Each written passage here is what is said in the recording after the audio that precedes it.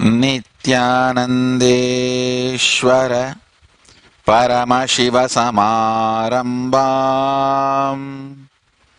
Nithyanandeshwari Parashakti Madhyamam Asmadacharya Varyantam Vande Guru Paramparam.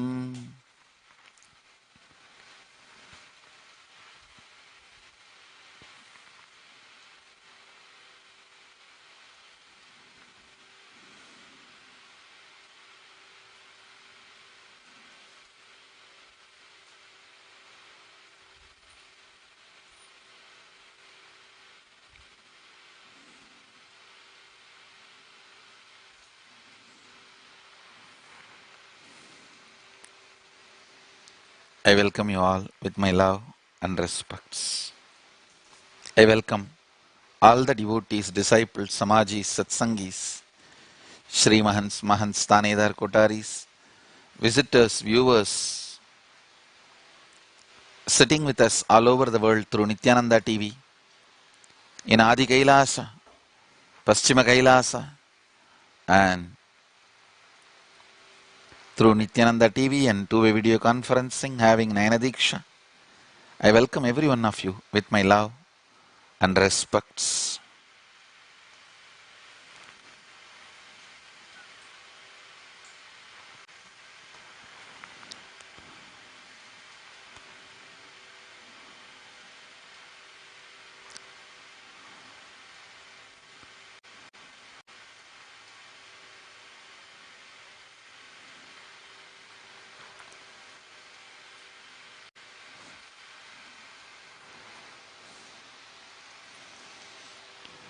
Today is Kapila Sashti, the day Bhagavan Kapila appeared. Kapila was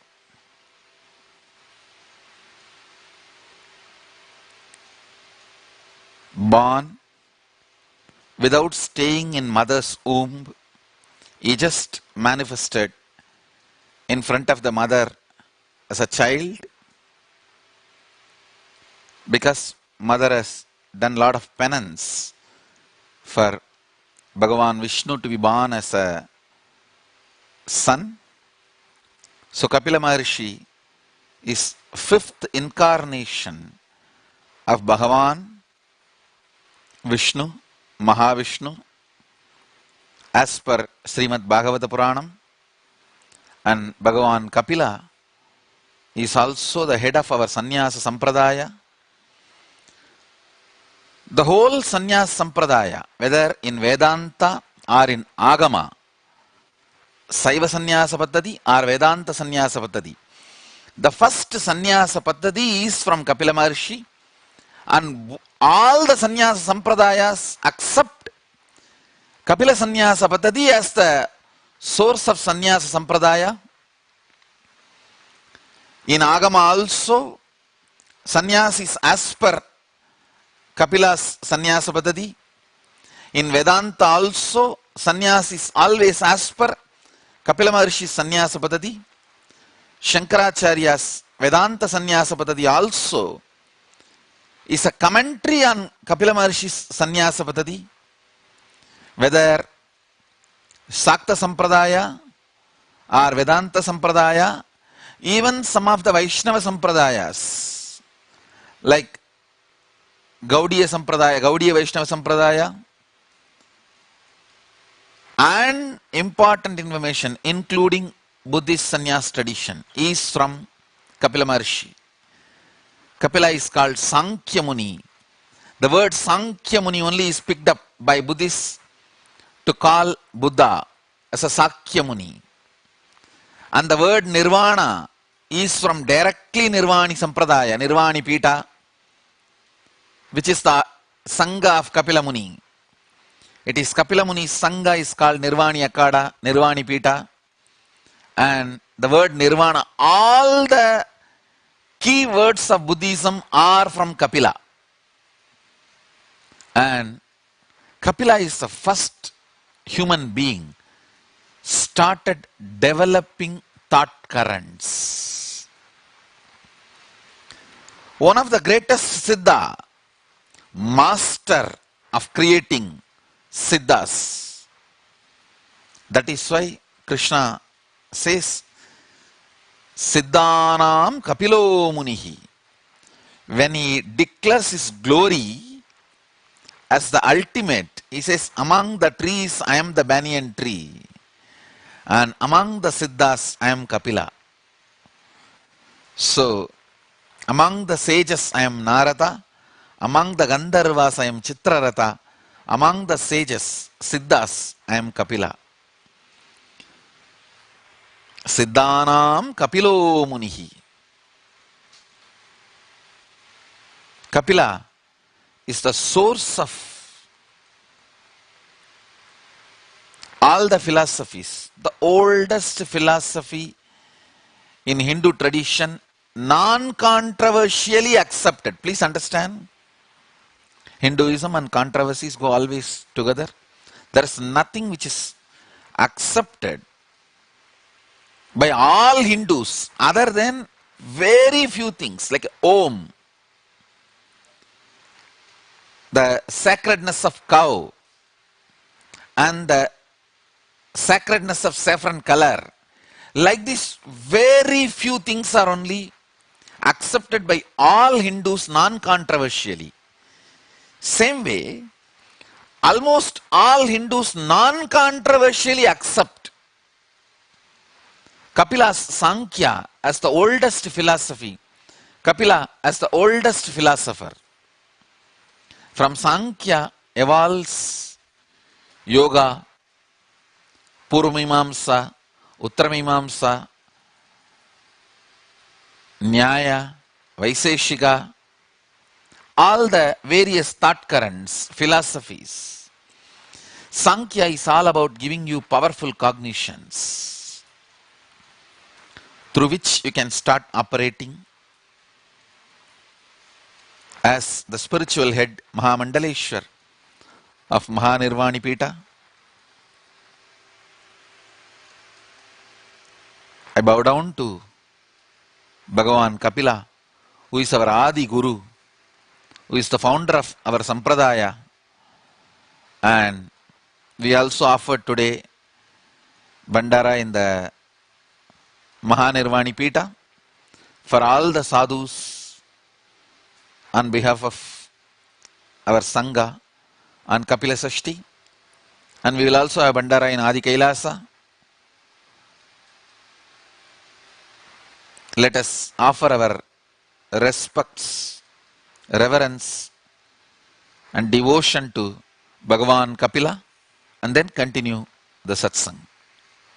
We will have the puja and arti to Bhagavan Kapila, then we will continue the satsang.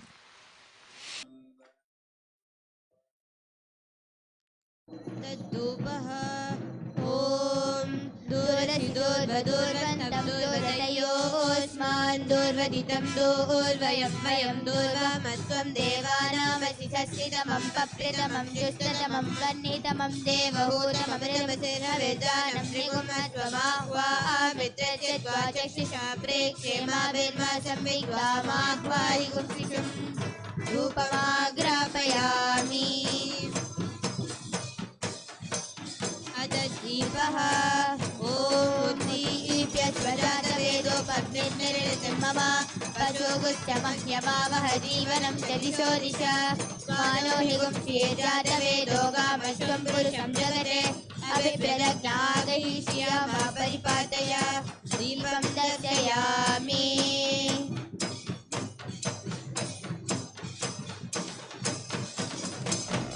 Atanaivedyam Om Madhuvarayate Madhuksharanje Sindavaha Madhvina Sandoshati Madhunakta Budoshati Madhuvapari Vagum Rajaha Madhuryorachunakpita Madhuvano Vanaspatir Madhuvagum Madhusuryaha Madhvigavo Bhavantunaha Madhu Madhu Madhu Naivedyam Nivedayami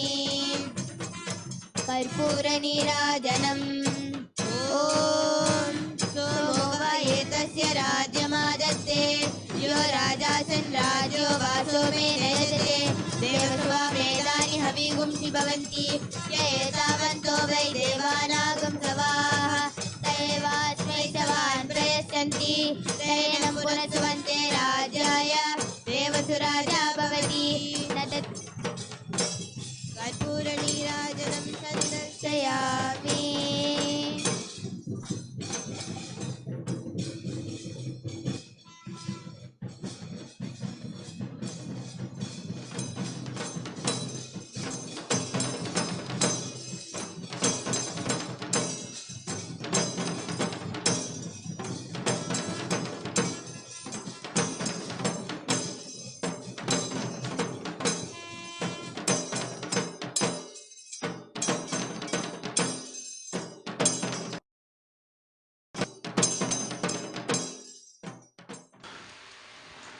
By offering our respects to Bhagavan Kapila, let's continue the satsang. Today we have one more wonderful thing. On this auspicious Kapila Sashti, Kapila's Avatar Dinotsava, Kapila's Avatar Day, we are inaugurating Paris Adinam, a new Adinam in Paris, and blessings to the Paris Sangha auspicious occasion.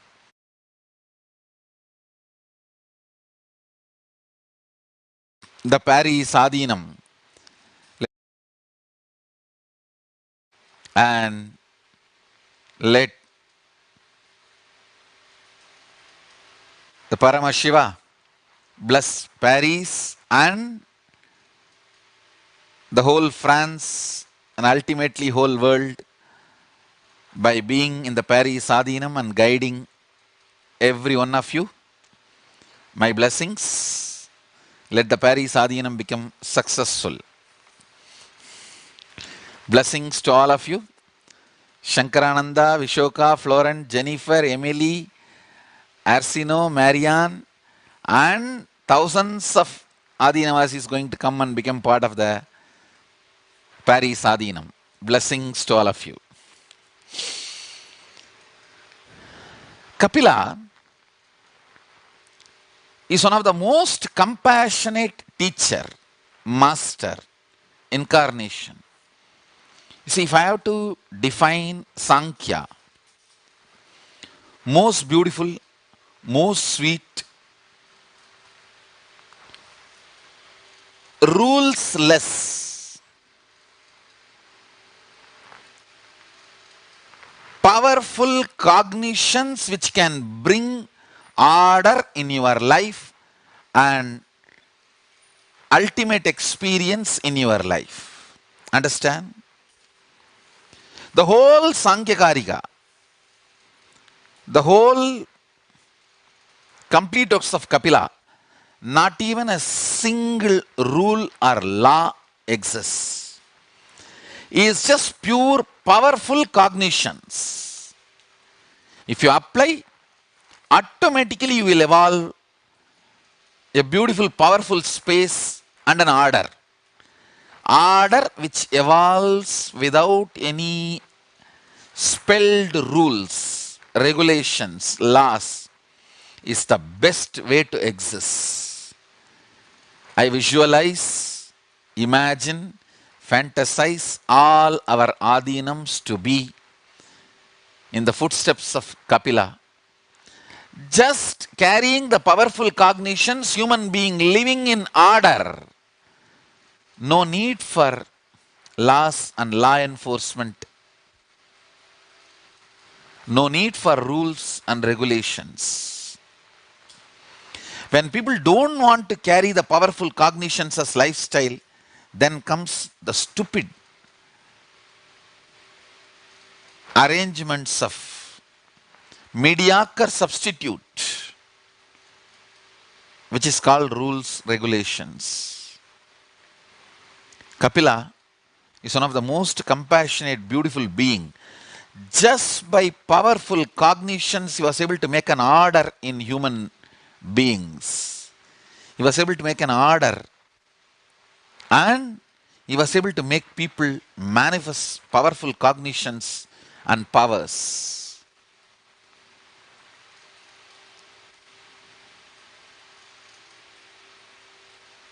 Today or tomorrow, any one day, we should reach what Kapila is trying to tell us, what Bhagavan Kapila is trying to teach us, what Bhagavan Kapila is trying to show us. Just by making powerful cognitions as your inner software, you go on, go on, go on. One of the biggest problems human beings face in their spiritual journey or in their life journey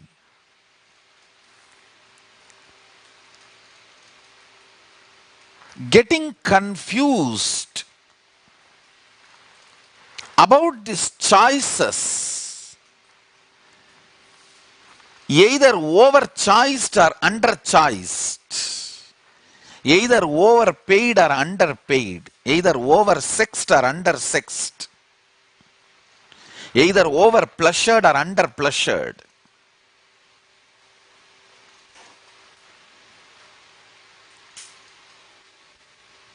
Understand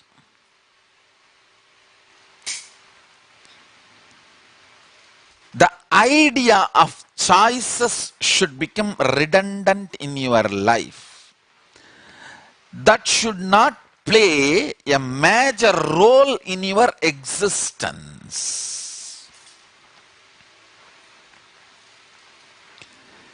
Idea of powerful cognitions should be the source of inspiration, fuel for you, not the idea of choices in front of you. Understand?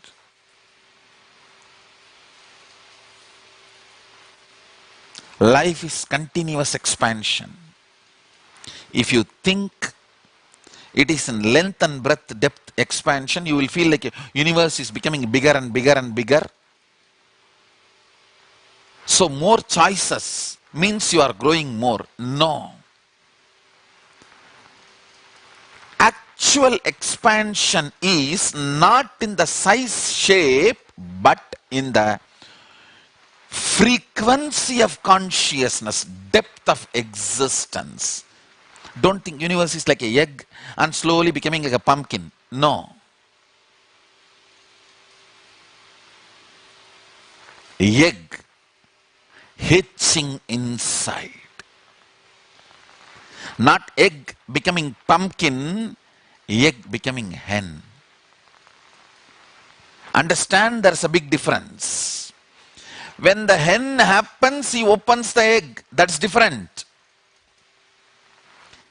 Shivam, causeless auspiciousness and continuous expansion is not hen becoming pumpkin. It is seed becoming tree.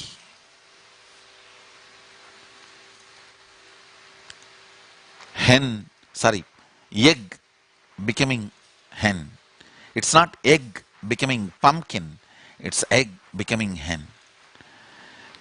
The depth of existence. Let me repeat. The expansion, continuous expansion of the universe is not like egg becoming pumpkin. It's like egg becoming hen.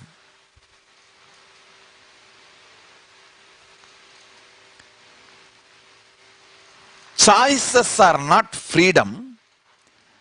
Depth of existence is freedom.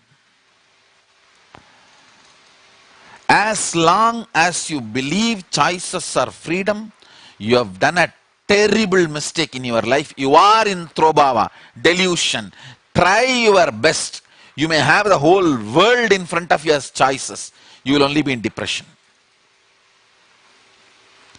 That doesn't bring fulfillment to existence. The depth of existence brings fulfillment to existence. Means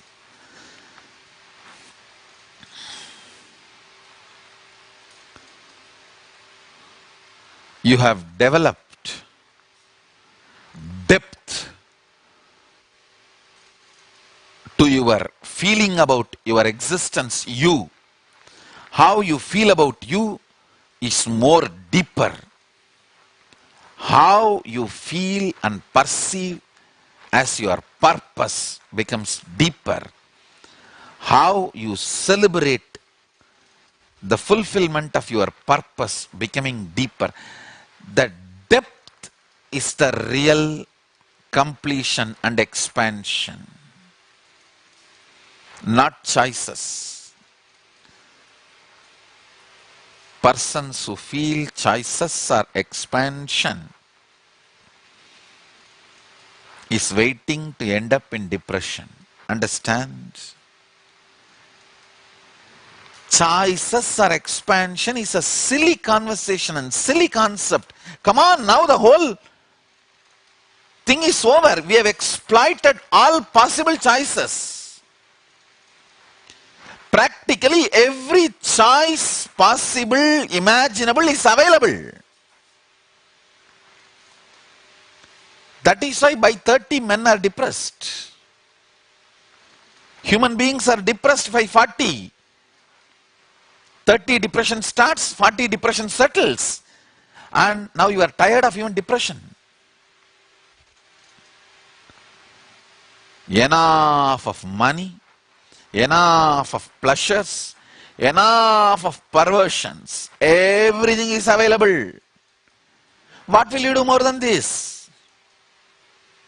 Understand the thought current, choices are freedom,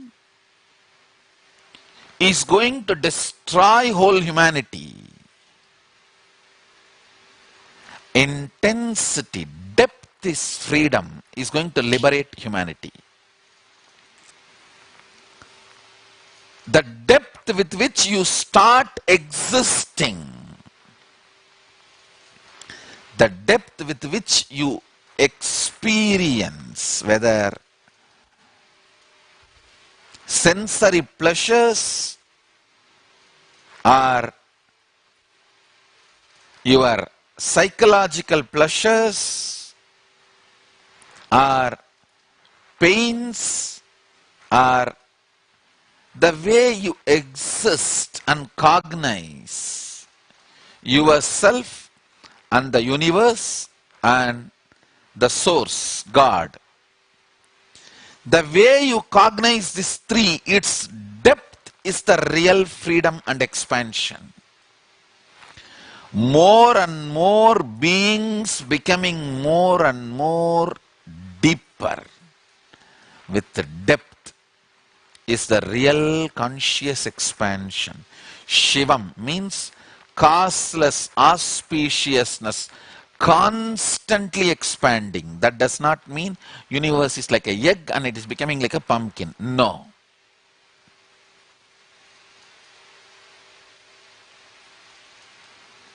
It is alchemistry happening inside. Of course, I wanted to tell you very clearly. I wanted to put this on record. Even in length, breadth, depth, expansion is happening, but that is negligible if you consider the expansion happening in the level of consciousness. As I said, when the hen happens inside the egg, he is going to break the shell of the egg. So length, breadth, depth also there is expansion. But the real expansion is inside, in the depth. Understand? Whether the Pindanda, the body you carry, or the Brahmanda, the universe you perceive, whether the Pindanda, the body you carry, or the Brahmanda, universe which carries you, in both, real expansion is the depth, not choices. Biggest delusion for human beings is You are being taught and told choices are freedom, choices are expansion. If you have more choices, you are successful, is the stupid idea. I am not against choices, but I am against thinking choices as the ultimate solution for life. With choices, you may be over-choiced or under-choiced. You may be over-pleasured or under-pleasured. You may be overpaid or underpaid. You may be over-sexed or under-sexed. Understand? Choices. In length, breadth, depth is not freedom. If you experience powerful cognitions as your existence and your depth raises. I can give you one small example. Fundamental truths from Kapila, karma theory, reincarnation theory. Your existence is eternal. These great truths. Just try to chew them inside. The depth they can cause, the understandings they can cause, the liberation they can give cannot be compared to any amount of choices. Understand? I am giving you with a precise example and instructions. Whether you have multiple choices or you don't have, try this simple experiment. Few days, try to use these powerful cognitions for your operational purposes. Means to decide what you need to do every day in your life. Instead of operating from the agitation, the fever of day-to-day life, operate from the powerful cognitions like you have eternal time in front of you. Either you do it today or you do it tomorrow. You have time. You cannot perish. You can't perish. You can't be destroyed. You have to be alive till you realize you are eternally alive. Understand? You have to be alive till you realize you are eternally alive. Till you realize you are a liberated being, you have to be alive. If you are alive, be assured you cannot be eliminated. There can't be a space where you don't exist. Anything can be removed from you. It's just simple chemical hormonal ups and downs, which comes by a cup of coffee or seeing 2 minutes pornography. Understand, anything which can be removed from you is only a simple effect of coffee, nothing more than that. Nothing more than that. If you drink a cup of coffee, the high you feel can be taken away from you. If you see a porn, the high you feel can be taken away from you. Nothing else can be taken away from you. Your existence cannot be taken away from you. Start operating from this.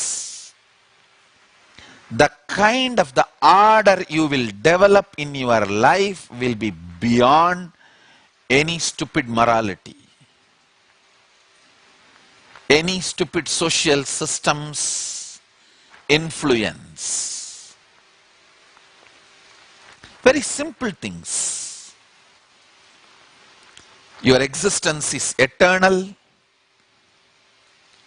You are going to take next births based on the cognitions you cherished most when you lived in this body.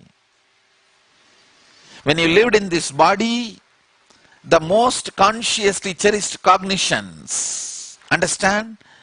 Unconsciously cherished cognitions have no power over you. For example,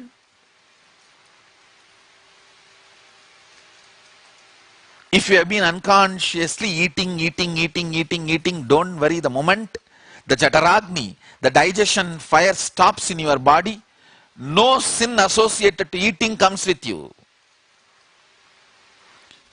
The moment you stop drinking means the system stops digesting liquid. All the actions and karma related to drinking drops and it cannot come with you. Understand? I am talking very responsibly. I am not telling go and drink. I am not telling go and eat what you want. If you go and eat what you want, you may have obesity. But you are not going to carry that karma with you, or you are not going to be tortured somewhere in the hell. If you drink, you may die because of liver failure, liver cirrhosis. But the karma is not going to come and you are not going to be tortured somewhere in some hell or anything. Be very clear. The hormonal ups and downs is different. Your eternal existence is different. If you steal dollar, the land in which the dollar is valuable, you will be punished. Not the land in which dollar has no value. If you steal gold, the land in which gold is valuable, you will be punished as per that land's rules. But not in the place where the space itself is gold. Why will you be punished in Kailasa if you steal gold in Bhuloka? No. Understand? Your eternal existence is beyond anything which can be taken away from you. If you understand that, if that powerful cognition becomes your operating software, I tell you, you will understand depth is liberation, not choices. Depth is freedom, not choices.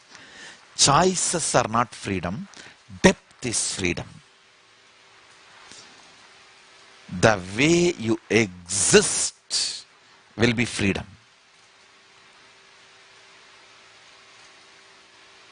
Free beings living together is Kailasa. Free beings living together is Kailasa. Understand?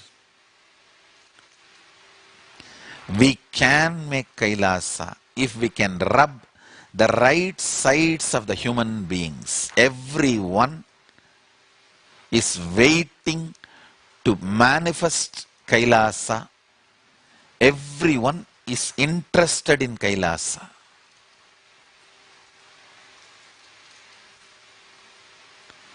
All Adinams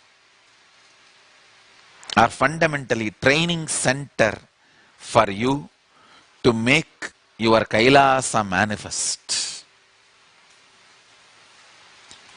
If you start operating from the powerful cognitions, the kind of order you will evolve in your economic principles, in your caring, sharing principles, in your relationship values, in your health, the mental setup, the jealousy, ups and downs, in all this you will evolve kind of a beautiful order. Neither ruling nor ruled. neither arrogant nor humble.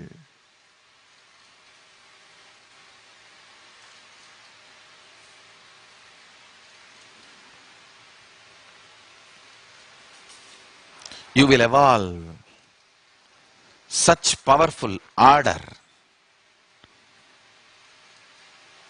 if you start operating from these powerful cognitions.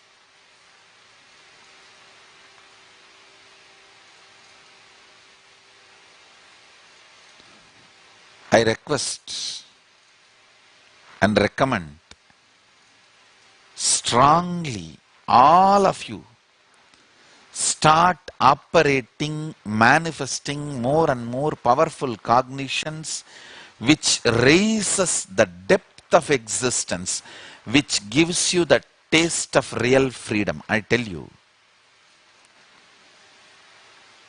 if you have not seen multiple choices and you believe choices are freedom, you are innocent stupid. If you have seen enough choices and still you believe choices are freedom, you are ignorant stupid. But anybody believes choices are freedom is stupid, simple stupid. Depth of existence is freedom. The operation with which you operate, the powerful cognitions with which you operate, the operating softwares which operates you, that decides the freedom.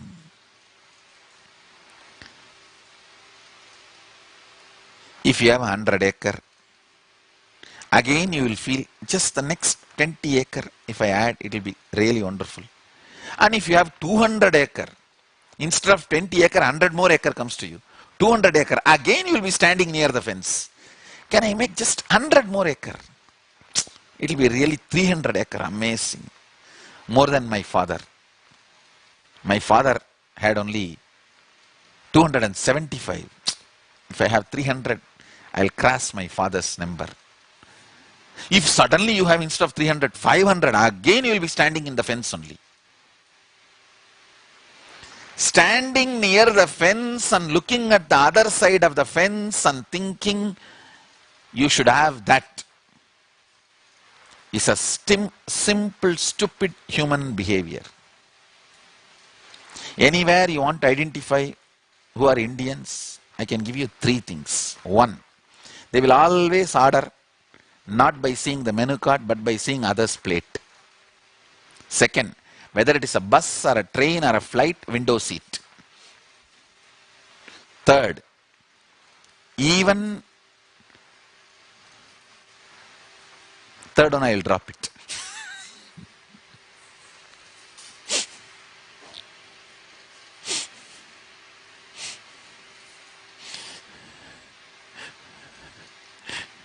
It's a little dirty, no need. So understand, by nature, whether you own 10 acre or 10,000 acre, you will be looking the other side of the fence, standing near the fence. How can I make this fence larger? That is not freedom. Operating from powerful cognitions and increasing the depth of your frequency, the way you exist, is freedom. Realizing your ups and downs does not decide your life. I tell you, one of the best thing happened in my life is, at the very young age, these powerful cognitions have been taught to me.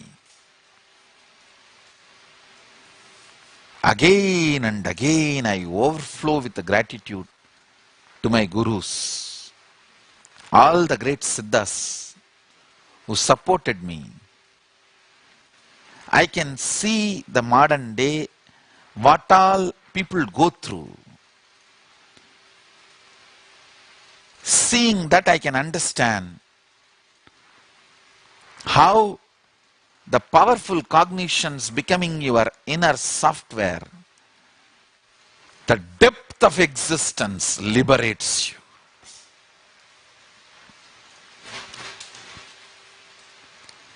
Essence of the message of Kapila Muni, Bhagavan Kapila Muni, is depth of your existence is freedom, not choices. Essence of today's satsang, depth of your existence is the real freedom. Raising your frequency to the higher levels of existence through powerful cognitions is the real freedom, not the choices. There are wonderful, powerful cognitions about life, existence, universe, God. Make them as your operating software. Cognize and make decisions about what, why, when, how, everything based on these powerful cognitions. That is freedom, not choices.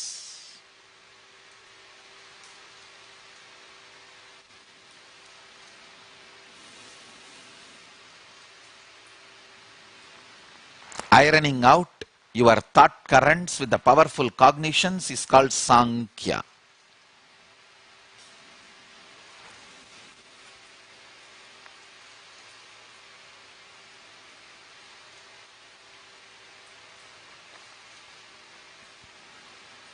Whether to eat a sweet, even as 10-year-old boy, such simple decisions like whether to eat a sweet or not, whether to go out and play or not, I took from the powerful cognitions. Even those simple decisions, whether to wear this dress or not, whether to go to some place or not, whether to engage with somebody, have friendship or not, all this was from powerful cognitions. And I tell you, again and again and again, I am feeling grateful for those, my gurus, who instilled the habit of operating from the powerful cognitions as my lifestyle. It's not that that time I really liked them, but the greatest sacrifice a guru does, he loves you even when you hate him. That is the ultimate sacrifice. And that makes me melt even now when I remember them. All the Tamil bad words I know, I have used it on my gurus. That is why now all you guys are using it on me. It's a karma coming back, nothing else. But now, when I remember every one of them, my whole being overflows for what they have done to me. Even when I hated them, they did not hate me, they did not give up on me. They made me to start operating from powerful cognitions. Even simple decisions like that, to eat a candy or not, whether to start talking to somebody or not, whether to engage friendship with somebody or not, everything they made me operate from the powerful cognitions.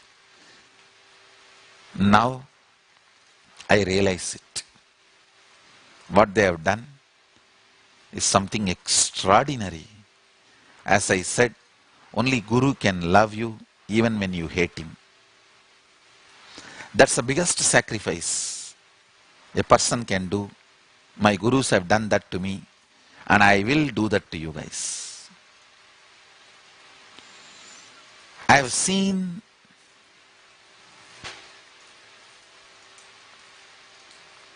how They supported me. My resistance was irrelevant for them. That's the most beautiful thing. My resistance was irrelevant for them. They did not care about it even for a penny. They just brushed it aside. And it was such amazing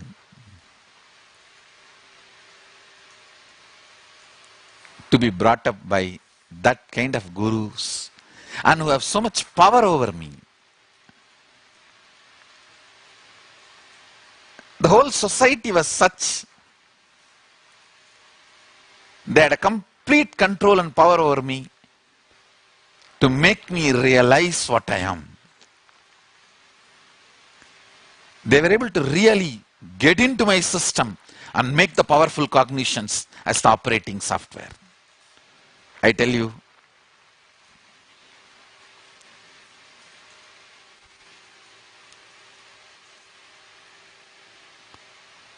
if I have to walk extra mile, I'll remember the patience Arunagiri Yogeshwara showed on me, Raghupati Yogi showed on me, or all these great siddhas who groomed me showed towards me. I'll remember all of them and walk that extra mile to reach out to you guys and make you understand operating from the powerful cognitions is freedom. Depth of your being is freedom, not the choices. So, with this, I bless you all. Let's all radiate with integrity, authenticity, responsibility, enriching, causing, living, Shuddhatvaita Saivam, Paramashivoham, the eternal bliss, Nithyananda. Thank you. Be blissful.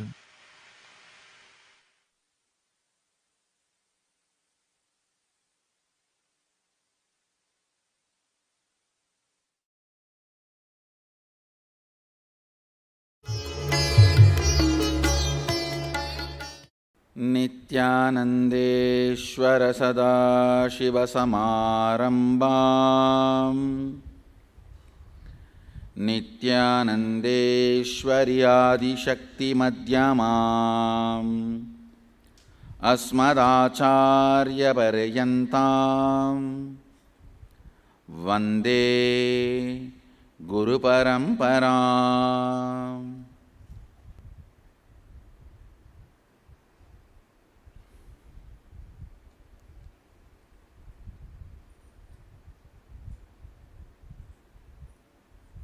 I welcome all of you with my love and respects.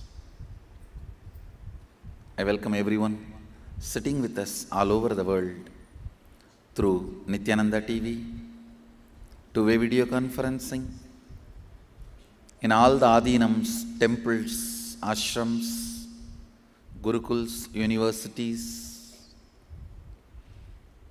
I think it's a long list, so it's all at least 3-digit centers. I welcome all of you sitting with us in literally all time zones, almost all the major countries, 110 places all over the world. I welcome you all with my love and respect. Paradox of freedom. Understand? I'll just finish in these few words. Freedom, D-U-M-B. Freedom, D-O-M. Swatantratva, which has no English word. Because the whole modern history of humanity does not know something, absolutely no idea about something, so it could not create a word for it. That is what I call Svatantratva. Modern languages do not have equivalent word for it because they do not know this concept. They do not know this understanding.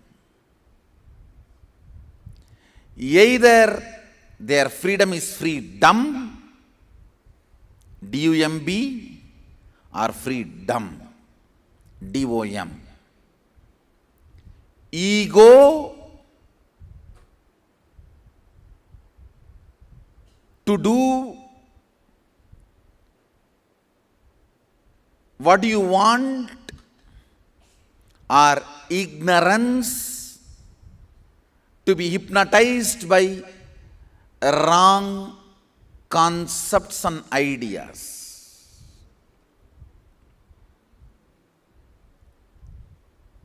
What I call freedom, D-U-M-B. Thinking the moment you buy that soap and use, you are going to get the same skin that model is having in that soap advertisement. Or along with the car, that model who is posing for the car also is going to come with you.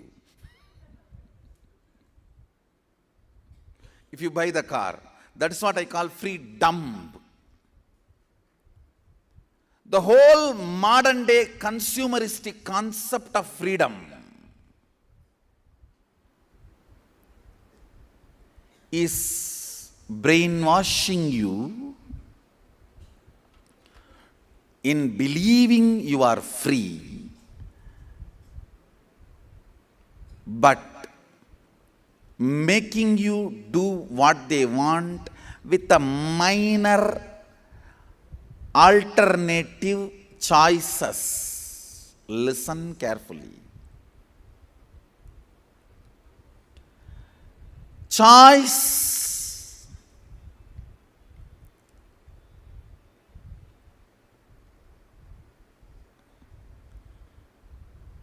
is a lie sold to you in the name of freedom. Freedom is the biggest scam in the modern history. I'll get into the tattva, the unit of freedom,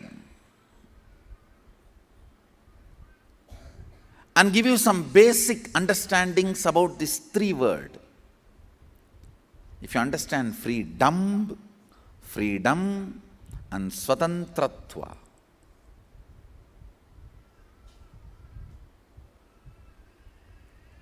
the last program on freedom, I have given few understandings.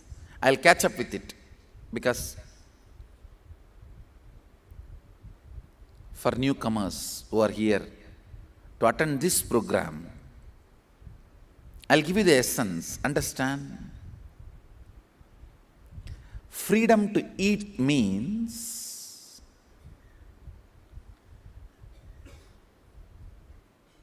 having the ability to eat what is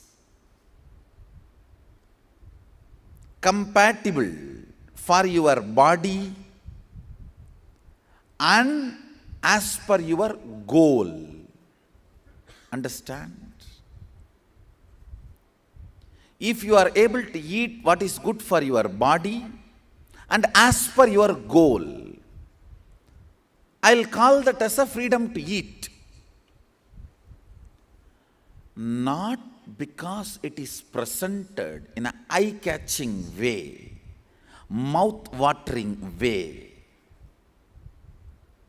Then that is called food abuse. That is called food abuse. Understand? All the modern cities are food deserts. Please understand what I am saying. All modern cities are food deserts. Nowhere food is available. Food-like products are available. Not food is available, food-like products are available.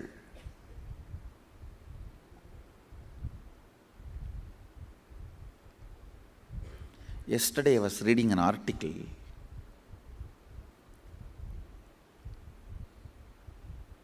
Few years before, US Supreme Court declared in a judgment the Indian settlement, native Indians settlement in US cannot have their own nation titles because any Christian civilization or the nation discovers any land on the planet Earth, they have absolute ownership on that land. Oh God, I never know. This judgment is the fundamental of freedom, the foundation of freedom. This judgment is the fundamental principle, tattva of the Western understanding of freedom.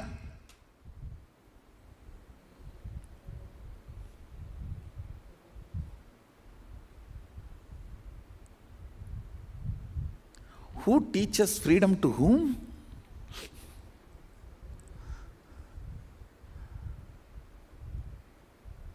I explored actually the judgment. I tried to get the whole judgment and read. And maybe I'll present it to you guys tomorrow. I have in my iPad. I wanted to expose all the stupid ideas you carry in your head as freedom from the Western civilization is absolute cheating and conspiracy. Get back to original Indian Swatantratva, what Vedic tradition describes as Swatantratva. Exactly, precisely that word Swatantra translates into ability, technology, methodology to handle one's own self. Swatantra, technology, methodology to handle one's own self. From the moment you wake up, the way you wake up, the way you feel about you and life when you wake up, and why you eat what you eat, why you do things what you do in the morning, how you run your life, why you do what you do in the daytime, how you handle you when you are up, how you handle you when you are down, how you handle you when you are feeling you are gaining whatever you want, how you handle you when you are feeling you are failing in what you want. This whole cognitions, the bunch of cognitions, is what is called Swatantra. Right cognitions about you, life, how to handle yourself when you feel what you want is happening, and how to handle yourself when you feel what you want is failing, and how to handle you when you discover what you want itself is what you don't want. What you want itself is not what you really want. What you want, whether it happens or not happens, is called explosion. Explosion of joy and sadness. If you realize what you want is not what you really want, it's called implosion. During the implosions or explosions, how you hold you, the methodology with which you are handling yourself, this whole cognition is swatantra. Understand? Free, dumb, D-U-M-B, means hypnotized, mesmerized, stupidified. If you are just seeing advertisements and saliva is in your mouth and you are eating, don't think you have freedom to eat. You are destroyed to eat. You are destroyed for the sake of somebody's greed. The number of floors in the burger is asking you to eat, is not freedom to eat.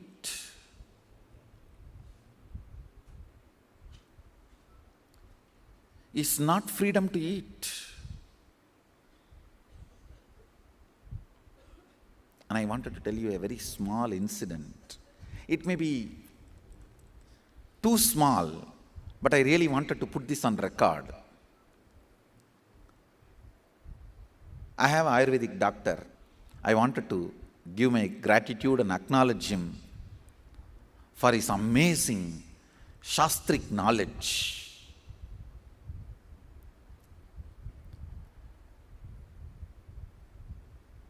I was sitting and talking to him. He was telling me one simple understanding. Swamiji, Bhumata, the earth, is a living energy.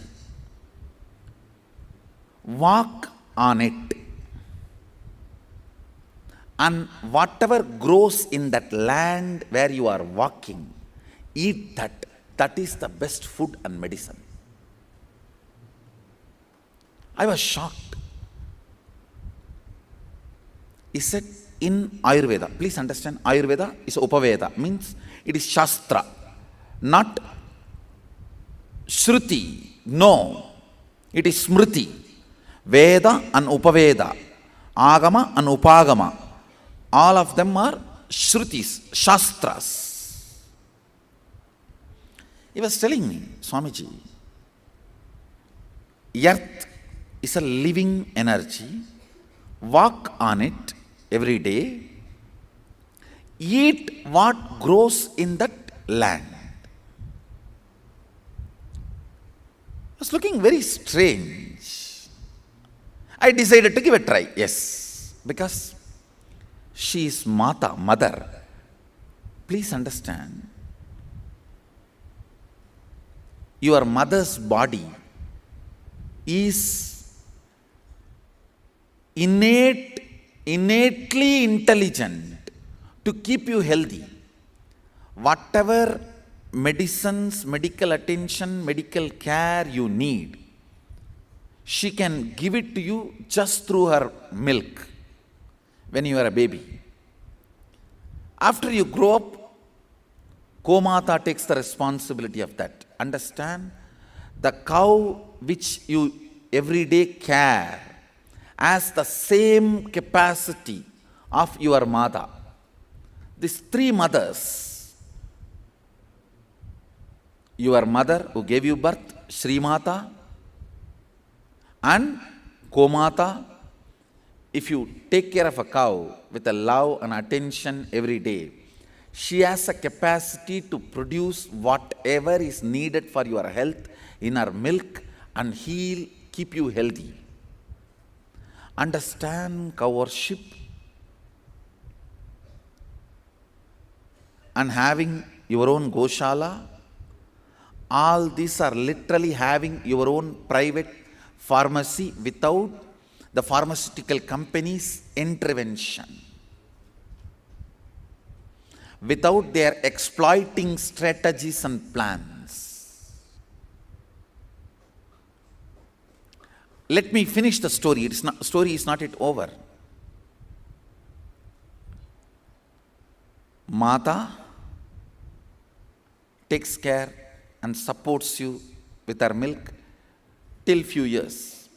Then Gomata, then Bhumata supports you with the right food, right things requires for your health. Of course, concept looks too big.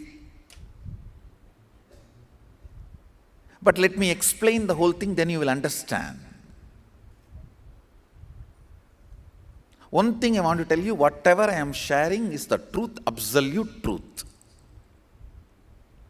No stories, no lies, no cooked up theories. Because I am not promoting any centralized multinational company brand which is funding me, no. I am promoting indigenous traditions which has no money. African indigenous traditional, some of their leaders came and met me. They said, Swamiji, when missionaries came to our country, they had Bible, we had land. They gave us the Bible and asked us to pray. By the time we opened our eyes, we had Bible, they had land.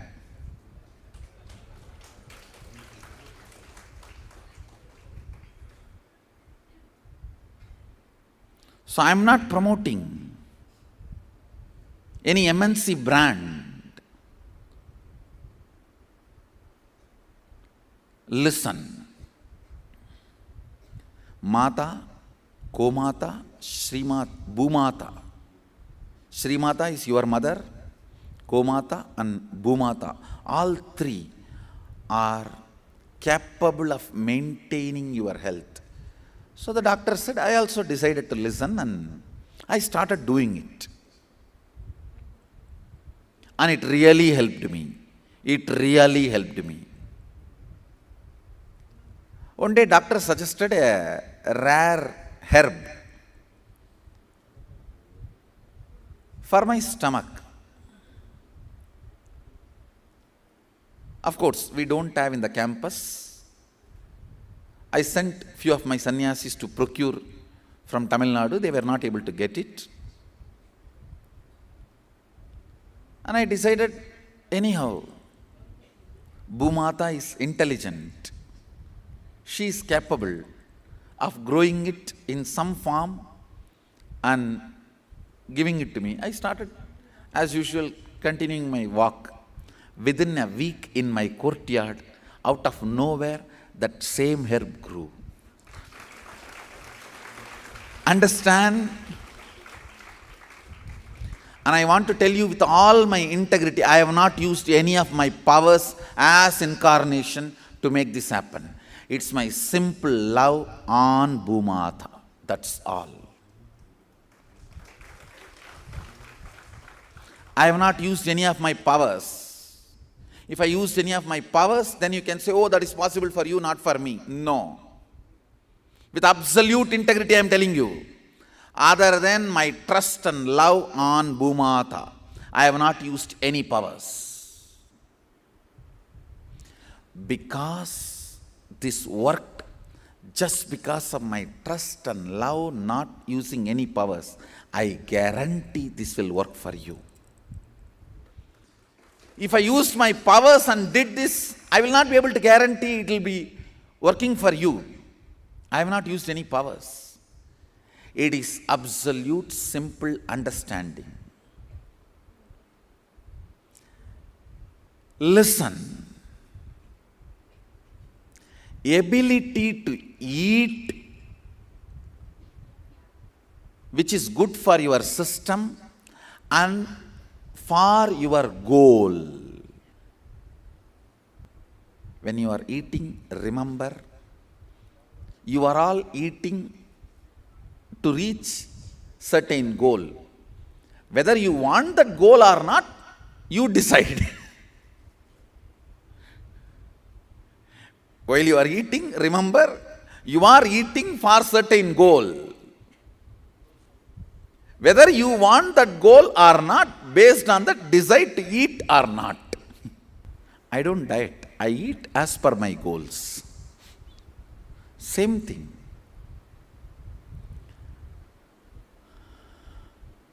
If you think Freedom to eat means you are free to eat anything you want. You are freedom, not freedom. Freedom. D-U-M-B. Because so many things are dumped on you. D-U-M-P.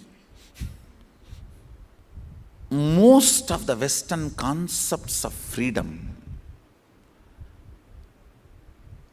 is nothing but you getting brainwashed to be the consumer of their ideologies and products.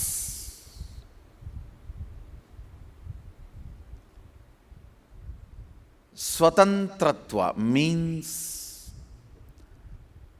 giving you absolute independent intelligence to evolve your goal and methodology to reach your goal as easily and quickly possible. Understand? Giving you absolute independent intelligence to evolve your goal and methodology to reach your goal easily and quickly as early as possible. That is why the word Swatantratva looks too big, and human brain has been destroyed by the Macaulay's education system not to grasp too big things. It is like a vicious circle, I tell you. If the dinosaurs, non-veg cannibal dinosaurs, and aliens who eat human beings, if they come and eat us, they will be very happy because we are filled with antidepressants. No, we will be very delicious, full of antidepressants. Lifestyle where you need antidepressants even to keep your day moving. Is that freedom? With that body and mind, what will you cognize? I tell you, for you to know, cognize what is freedom, you need first 21 days haritaki cleansing. Every night have haritaki, detoxify your body. Your brain is not capable of cognizing freedom. Sorry to tell you the truth. I am telling you straight. The amount of toxins in your system,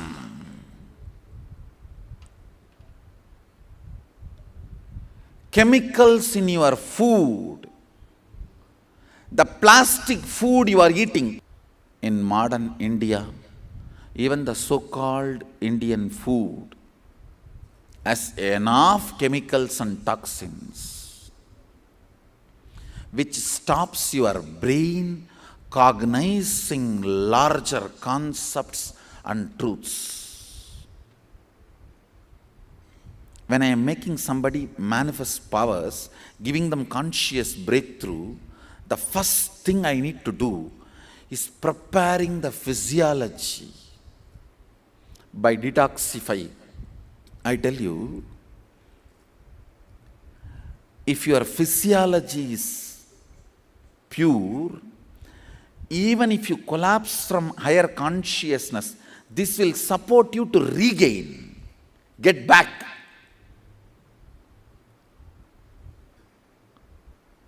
But now your system is so weak. Forget about losing a war. Even losing a small battle, you collapse.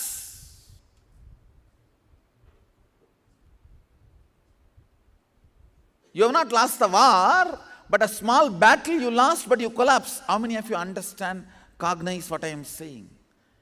Even losing a small battle, you collapse. Understand? Because the idea of Swatantratva is too big to cognize, we settle down with freedom. Whether fixing your goal or your methodology Do not be dependent on anything else other than your independent intelligence.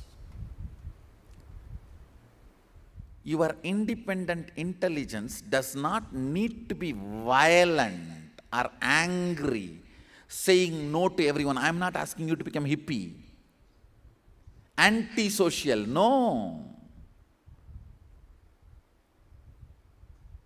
Actually, antisocial fellows are the biggest slaves of the society, because all the time they need to know what society wants and they have to do opposite. If society take bath twice and then don't take bath once even full week, they have to make their laws against these laws.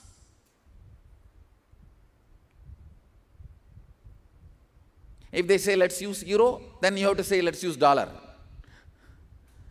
You have to be constantly following the society to be antisocial.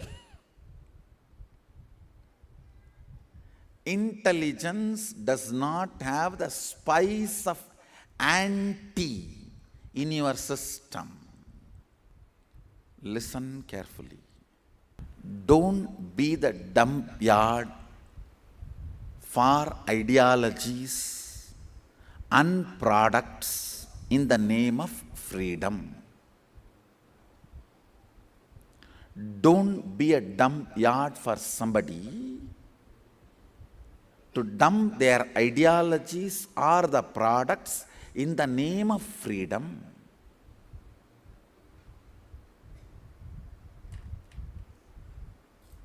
Second, do not cognize saying no as the main principle or quality of freedom. These Indian teenagers and the ABCDs, American born, confused daisies. No, really. Maybe I can make it into abroad born, confused daisies, not just American born. Abroad born, confused daisies, ABCDs.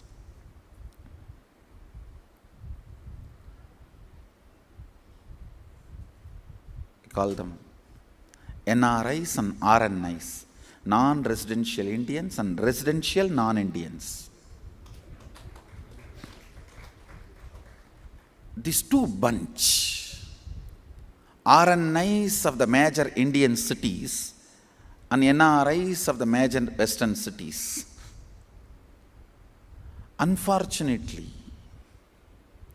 very unfortunately, especially these teenage kids, they feel saying no is declaring their independence, which is not. That is what I call that instinct of no being supported and groomed and wrongly named as maturity is getting branded as freedom. Listen, end of the day, all these concepts hurts you when you are facing your reality. Listen carefully. Life is no more just food and shelter. Maybe in 1960s, it was all about food and shelter for our earlier generation, not for us anymore. Unfortunately, we have come out of all the survival needs. Understand, I am using the word unfortunately. Unfortunately, we are out of all the survival needs, but not ready to reclaim the knowledge of living from our traditions. Understand, If you are caught in survival needs like 1960s, okay, already at least you are busy with something. Or you are out of all the survival needs and you also have the knowledge of life along with the luxury of life. But Hindus all over the world, especially Indians, are facing a very important, crucial problem where everything for life is available, nothing about life is available. Everything for life is available, nothing about life is available. Because we are thoroughly brainwashed. Anything Hindu, anything Indian is not useful. Because of the thorough brainwashing, disowning our roots, disowning the huge knowledge tradition. In the Western language, they call it identity crisis. But I am not going to use that word identity crisis. I'll use the word crisis of astitva, existence, not identity. The complications we are going through in our very astitva, existence, is this concept of freedom. Understand? What I am talking is not some hi-fi theories for decision makers of the society. No. If you have everyday headache, and if you are married to somebody who gives you a headache, I am talking to you. I am talking to you. If you have a stomach pain, if you have problems with your money, if you have problems with your everyday life, if you think you can do something better, I am talking to you.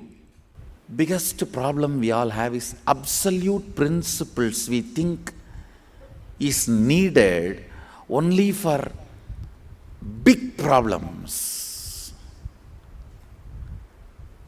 But we don't understand whether it is a simple tiredness or the Great Depression. Solution or the problem, both are from your cognition. Whether it is a simple tiredness or long-term depression, both are from your cognition that need to be corrected even for simple tiredness.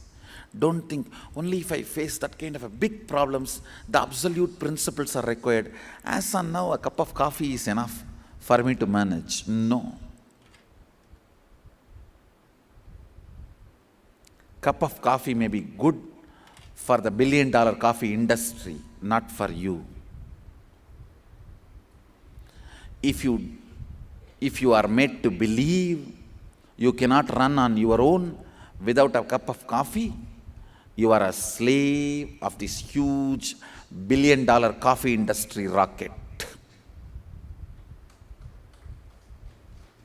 Understand? Because the guy who sells the coffee to you is innocent, don't think the structure is innocent. He's a teenager there for $30 per hour job to run his life, to run his day-to-day living. Because he is ignorant, innocent, don't think the structure is innocent. Because the guy who hands over the coffee to you is innocent and ignorant, don't think that structure behind that is innocent or ignorant. It's my responsibility to crack that very structure and expose it to you.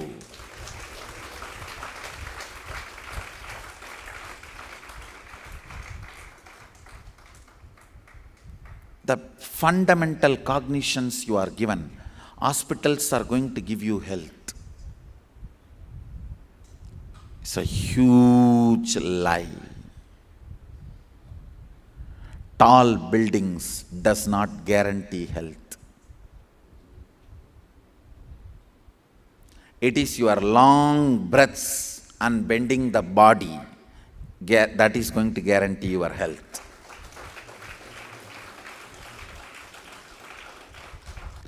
Advertised products are not food, food-like products.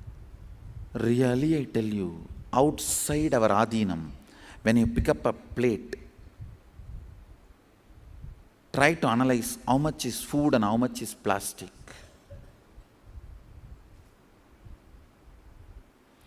I am talking about food because that is a direct subject you can understand. I made a statement, food desert. Most of the modern cities don't have food for your health. They have food for their wealth.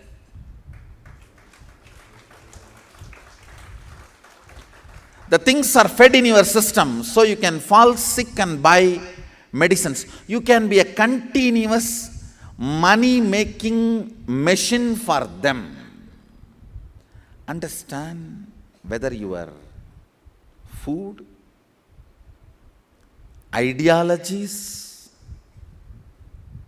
cognitions you have about life, all this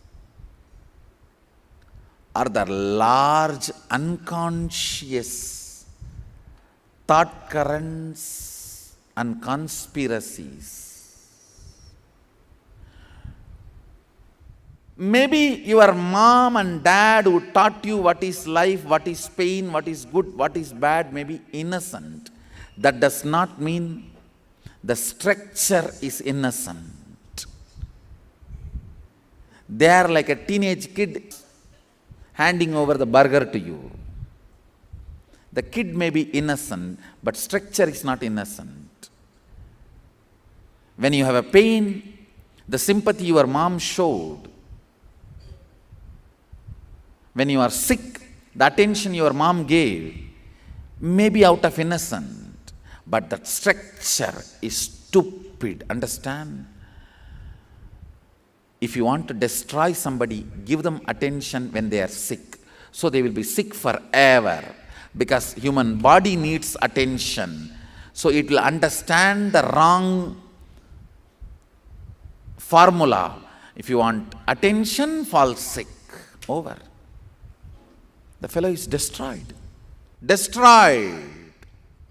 Forever. So the essence of this first session, please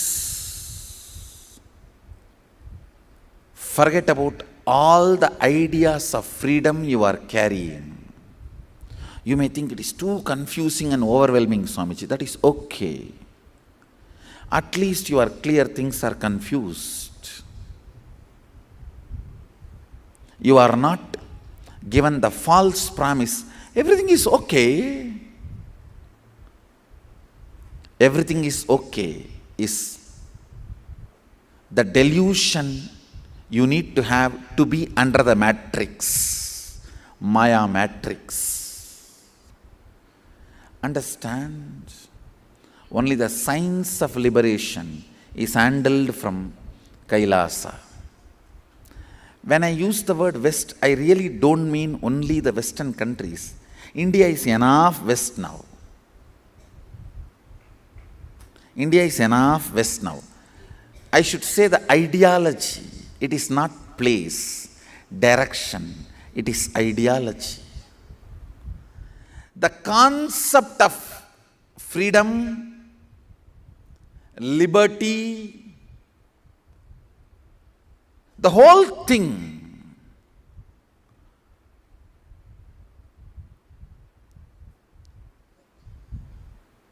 by marketing strategist is not going to give you the real swatantratva.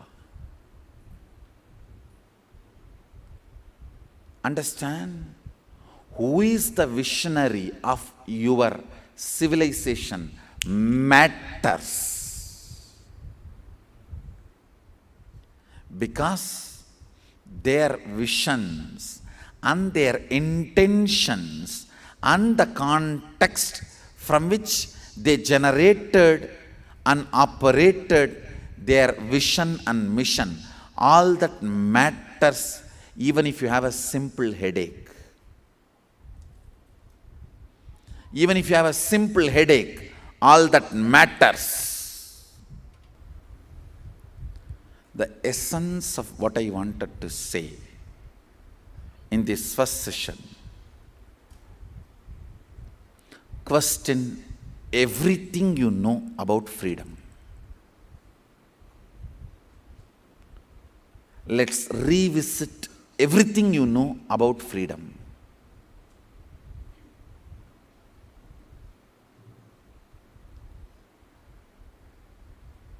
With this one scale, what Sadashiva defines, the word Swatantra. Swatantra means methodology through which you handle you. When you are up means feeling that what you want is happening, or down, feeling what you want is failing. During every moment,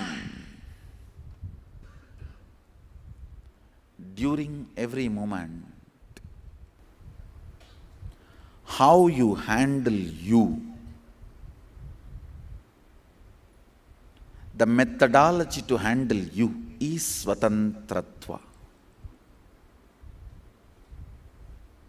Acid wash yourself completely with this one understanding. Then, do I have Swatantra? Where? Do I know why I behave the way I behave? Do I know why I react the way I react? Do I know why I feel the way I feel? Do I know why I am living the way I am living? This will open up many blind spots to you. Understand? If your blind spots are healed, Swatantratva will make you manifest extraordinary powers. Swatantratva is the state of Sadashiva. If you start living that state, powers of Sadashiva will manifest in you. Understand, I am not giving you Swatantratva as alternative lifestyle. I am giving Swatantratva as a native lifestyle. It is not alternative lifestyle. No. It is native lifestyle. Give a try. Give a try to native lifestyle, not alternative lifestyle. I am already working to make 108 feet tall, single granite stone statue of Sadashiva, energized deity, statue of liberation, which will be installed in the west coast of US. Europe gave you concept of liberty, we will give you concept of liberation. You tried with a concept of liberty for 400 years. Try concept of liberation for next 40 years.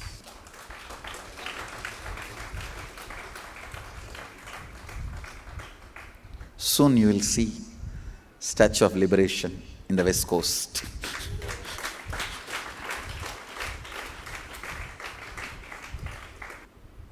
Liberty statue is piece by piece. Liberation statue is always single piece. We don't make piece by piece. Essence of first session. Your behavioral lifestyle, thinking patterns, your behavioral patterns, lifestyle patterns, thinking patterns. Look into it. How much is real method of handling you, or how much is really dumped freedom on you? Open up your blind spots to you. Seeing others' blind spots, 2 eyes are enough. Only when you see your own blind spots, 3rd eye opens. And this time I am going to try an extraordinary yogic fiat, literally initiating all of you into 3rd eye, blindfold reading remote. And I am ready with the science. I am ready with the science and the software. Last 2 times when I tried, it was an absolute success, 100% success. So now I am taking it to the next level. When you start understanding your blind spots, actually, literally your 3rd eye opens. To look there, 2 eyes are enough. To look here, your 3rd eye needs to be opened. When you look here, 3rd eye opens. It has nothing to do with your background. It has nothing to do with your past, which country you belong to, which religion you belong to, which background you belong to, which gender you belong to, nothing related to your past. If you decide to look into your blind spots and heal it, in the future it opens. Understand, all powers of Sadashiva manifest based on your decision about your future, not your description about your past. Your resume is not required for power manifestation. Only your future plan is required. Your future plan matters, not resume.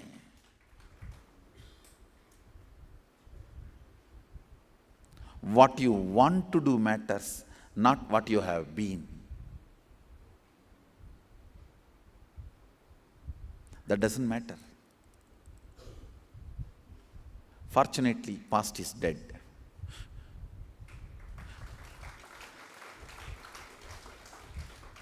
Powers come for future, not from past.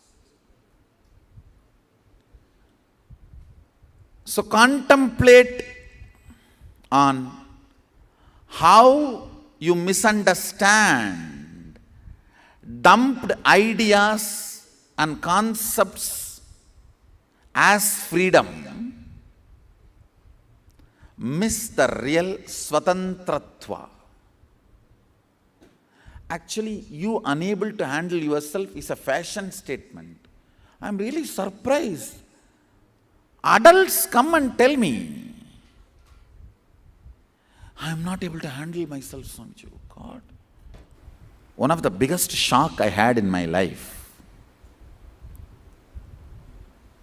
when I was in my polytechnic. In those days it used to be called as polytechnic, nowadays they call it college. It's not actually college, it is stupid school only. After 10th SSLC and all the machines you use there in that workshop, you can see only in museum. No industry uses those machines. If some industry is using those machines, don't work in that industry. And anyhow, when I was studying, morning around 3:30 to 4, I'll get up and freshen up myself and sit in samadhi. So 9 o'clock college, 8 o'clock I'll get up from my samadhi and get ready and go to the class once in a while when I don't feel like sitting. My roommates, they will say, we don't know about what you do, what you think while you are sitting with your eyes closed for 4-5 hours. But one thing, we are shocked how you are able to sit for 4-5 hours continuously. That was the first time I was shaken inside. And I told them, what do you mean? My body, I decide to sit, I sit, that's all. That was the first time I cognized there are people whose body or mind does not listen to them. It was a shock for me, a rude cultural shock from Kailasa to Buloka. The Bulokic cultural shock. If you have even few seconds or minutes in your life where you say, I am not able to handle myself, then you have either freedom or freedom, not swatantratva. Swatantratva is the true freedom. Let's drill our life and look into the blind spots, heal them, complete them by next session, so your third eye can be completely awakened to look beyond what you can see through both the eyes. Blindfold reading is not just a magical power. You can read blindfolded, you can see blind spots. It is the ability to see the blind spots of life, not just blindfolded reading. Blindfold reading is the side effect of ability to see the blind spots of life. So I'll teach you to see the blind spots of your life. You will be able to do blindfold reading also. State brings powers. When you manifest powers, you are established in the state. And these powers are not siddhis, they are shaktis. Shakti comes when you become Shiva. Siddhi comes when you are trying to travel towards enlightenment. Siddhis are Ramba, Menaka, Urvasi, sent by Indra to divert you from enlightenment. Shakti is manifestation of your getting integrated and centered on Sadashivatva. Siddhis are different, Shaktis are different. Understand, in the Patanjali's Ashtanga Yoga, you get Siddhis. In Sadashiva's Shashtanga Yoga, you get Shaktis. I belong to the Sampradaya of Sadashiva's Shashtanga Yoga. So you get Shaktis with the Shaktipada, not Siddhis. If you want Siddhis, you need to go to some other address. Not in Mysore Road. Mysore Road leads to Shaktis. Let's gather for next session. After the meal break, let's gather for next session. Thank you. Be blissful.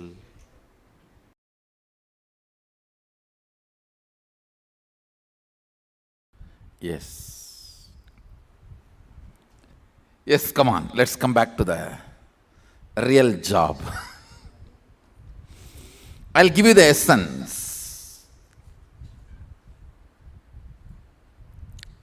Two-step. One, psychologically exposing your blind spots about you to you. Means I want you to contemplate for few minutes the major blind spots you have.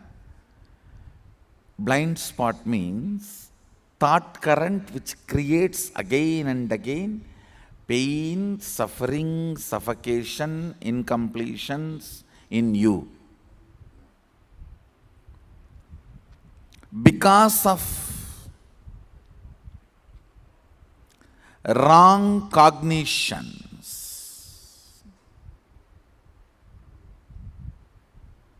about freedom.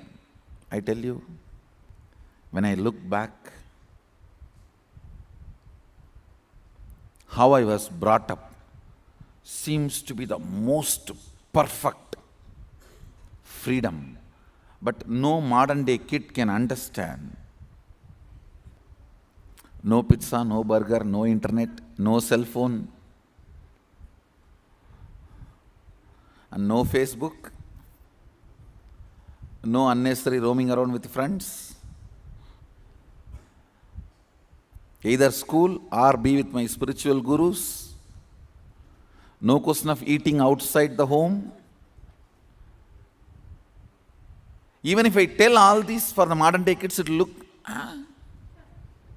life? Then what is fun? I was analyzing actually. In Indian villages, if you do something wrong, parents will straight beat you.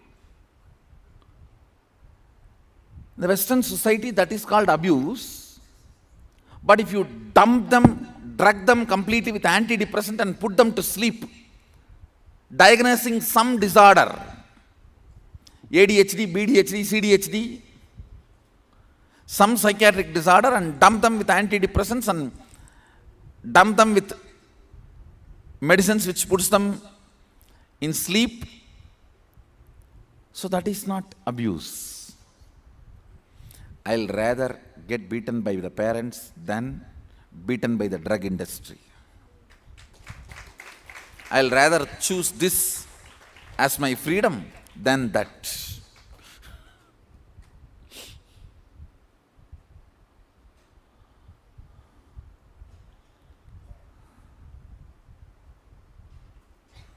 Spend few minutes in contemplating the wrong ideas of freedom you have, which is a blind spot, creating incompletions, pains, due to which you missed many things in the life. I don't even want you to be writing pages. Just find 10 items, that's enough for me. If 10 of your blind spots are exposed to you, that's enough for me. Don't show to anybody. It's only for you to look in.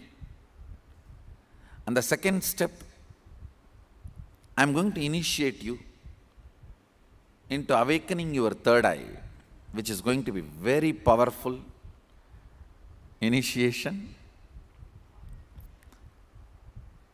I think one of the strongest Shaktipada I've ever done is going to be today, because the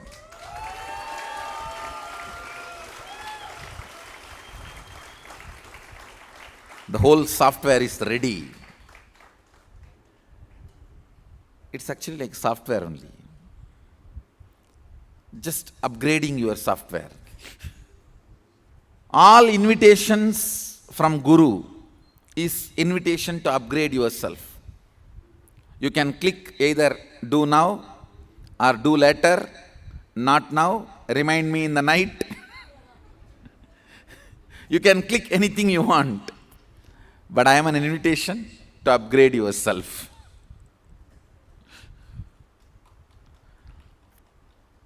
We will have the initiation today.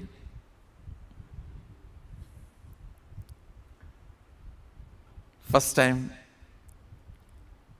third eye, blindfold reading initiation through two-way video conferencing, not even physical, remote. And I commit with you, I will make it happen because software is ready. It is successful. It is already successful. I tested it. Tested, finished all the repairing and everything. It's ready. Only thing after the initiation, just go and sleep. Just go and sleep. You need this energy to settle down in your system. It will not be a sleep actually. When you go back and lie down in the bed, it will not be a sleep. It will literally be like a turiya avastha. Like whole body will have that tingling and that living current. It will be turiya avastha. Few minutes. Discover at least 10 blind spots related to freedom in your thought current. Like, because of your wrong idea of freedom, the pains you go through, or the incompletions you go through, or the possibilities you missed, please pick up the paper and pen down at least 10 blind spots. Now we'll enter into initiation. Understand the signs. I'm going to create the most subtlest vibrations called mantras. It is not actually sound, it is vibrations. And put these vibrations in your third eye so that calcification can just melt down. It can open up. What Krishna says to Arjuna, Divyam dadami dechakshu. O Arjuna, have the divine eyes, look at the reality. You may think, oh, to that scale are you going to open it, Swamiji? Whether one door is open or all the door is open, you will be able to see whatever is inside.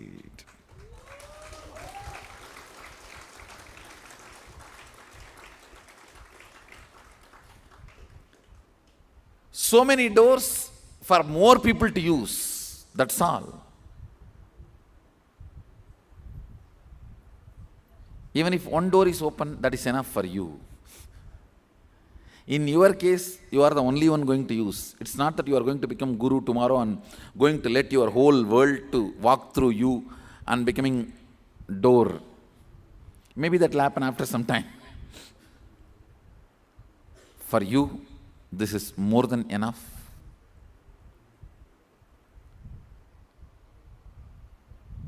To result is expected from this Shaktipada. One, you will be able to read and see even if you are blindfolded without using these two eyes. The science is successful even for born blind people. Already we tested. Second, you will be more and more able to see and heal the blind spots in your life. Understand? Morning, whatever the truths I was sharing, I'm going to just record it inside you. So this becomes your cognition automatically. Almost like instant enlightenment.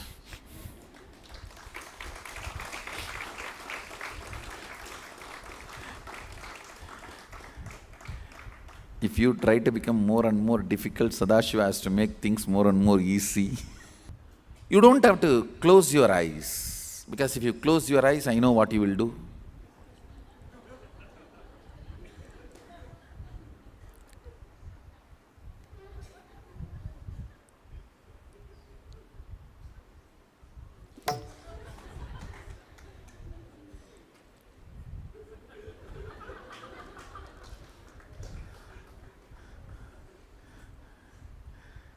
I don't know, whenever people sleep and wake up, first thing they do is they verify with others. Did anybody see?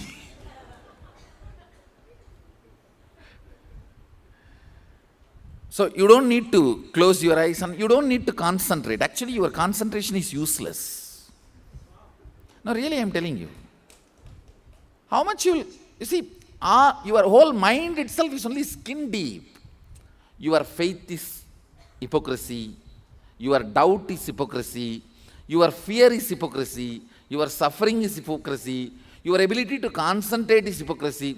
Even your ability to indulge is only skin deep. Neither your concentration nor your restlessness is useful. Both are only skin deep.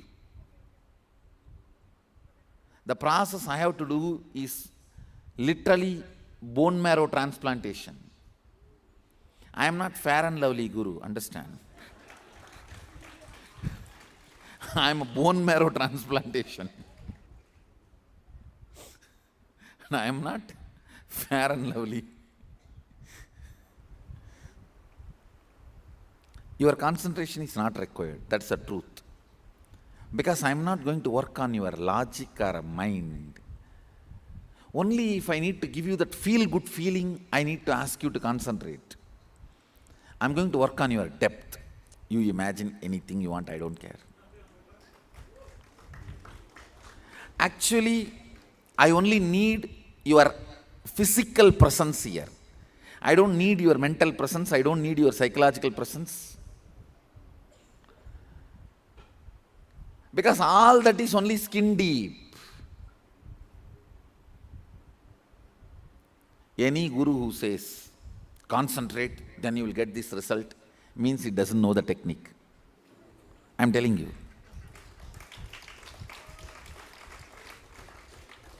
He ran away before getting trained. He's apprentice. No, really. Apprentice.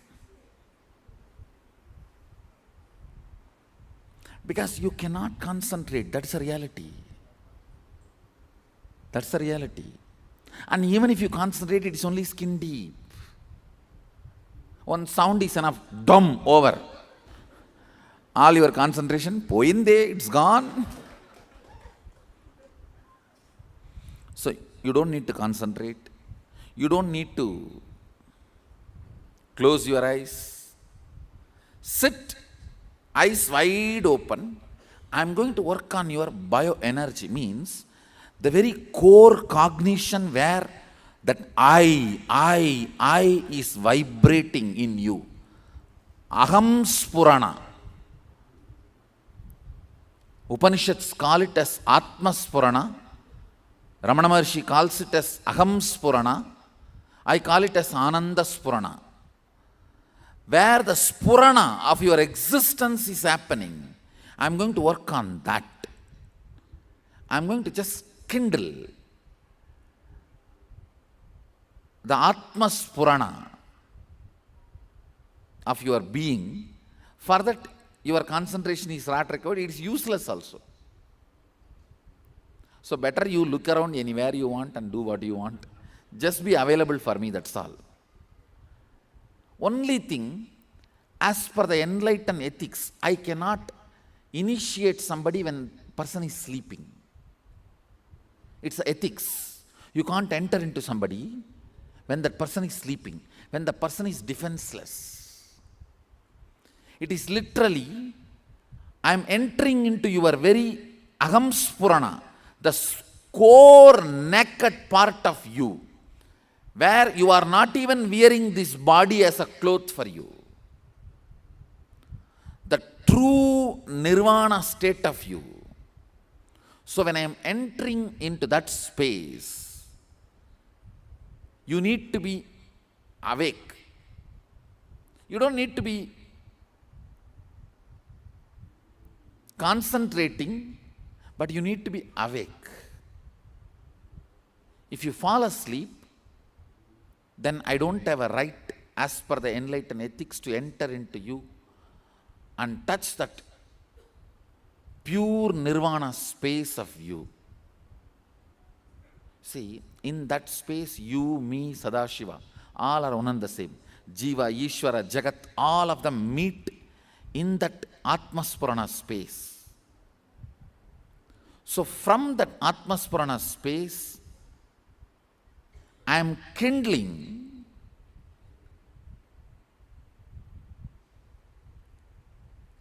your Pratyagatma Chaitanya, the individual consciousness, to manifest itself through your body and mind. Sorry for many Sanskrit words, but I will translate. Listen. Pratyekatma Chaitanya means the individual identity you feel, whom you feel as you, and who you are really. See, who you are really is connected to me and Sadashiva. From that space, whom you feel as you, I am connecting. Means it's almost like a drilling from inside. Not from above to below, from below to above. Above to below, you will get only siddhis. From below to above only, you will get shaktis. Understand? The space of who you are and who I am, who Sadashiva is, all three are connected. From that space, I am drilling it to space who you think you are, your body mind, reaching to your aham spurana. That is why the power manifestation is so easy. So if you have Atmalinga already initiated, if you have Atmalinga, take it and keep it on your third eye. If you don't have one, don't worry. Just sit with your eyes open.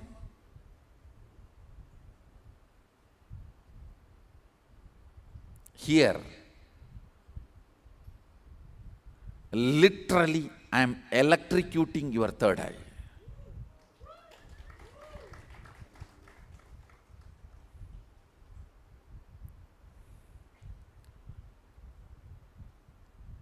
The whole inner awakening is nothing but continuously electrocuting your third eye. So it forgets how to go back to its dead state.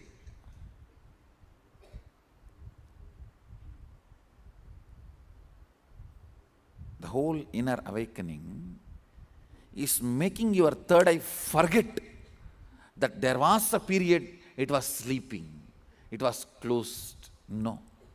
You should not even remember there was a period it was closed. Only then you are out of danger. Like most of you don't even know there was a period in your life you did not have these two eyes before your birth. You don't even remember that zone. Same way, you will not even remember the zone. There was a time you did not have third eye functioning. That is inner awakening. With this, I bless you all. Let's all radiate with integrity, authenticity, responsibility, enriching, causing, living Shuddhatvaita Saivam, Sada Shivoham, the eternal bliss, Nithyananda. Thank you. Be blissful.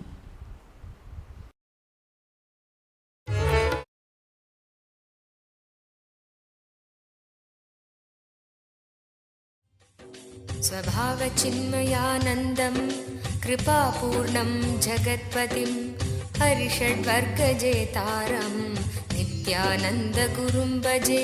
स्वभावचिन्मयानन्दं कृपापूर्णं जगत्पतिं हरिषड्वर्गजेतारं नित्यानन्दगुरुं भजे।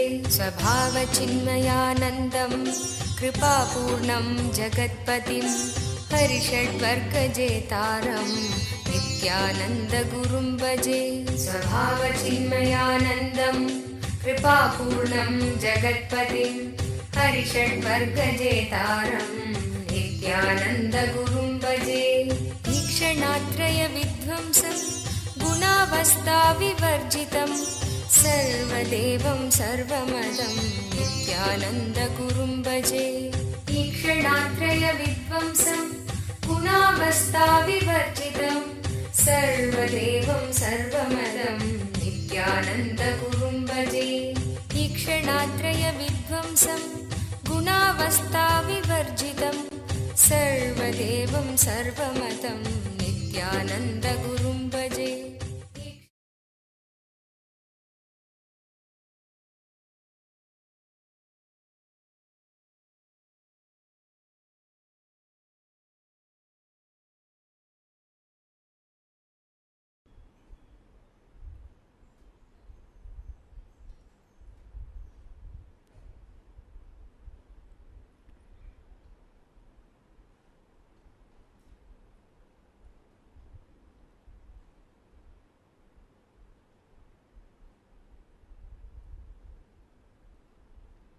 सदाशिवसमारम्भां शङ्कराचार्यमध्यमाम् अस्मदाचार्यपर्यन्तां वन्दे गुरुपरम्पराम्.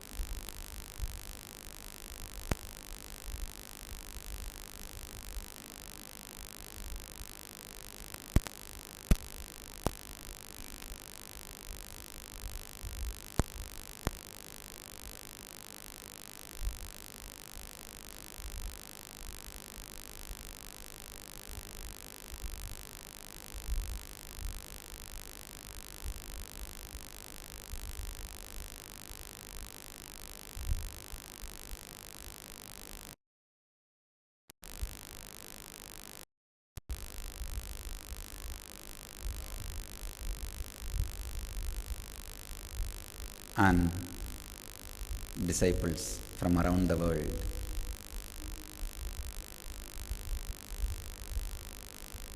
Freedom.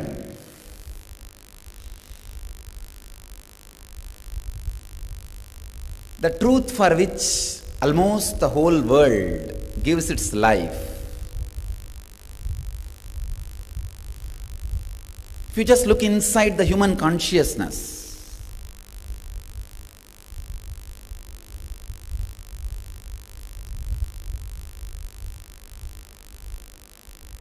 the very flow of the human consciousness is towards freedom. History of all civilizations, history of all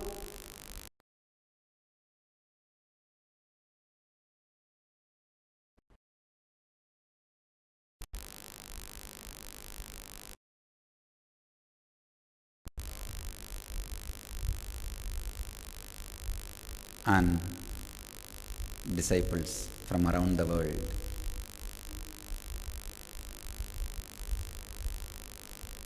Freedom.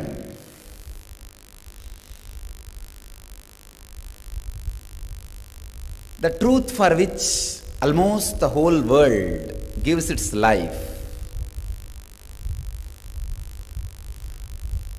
If you just look inside the human consciousness,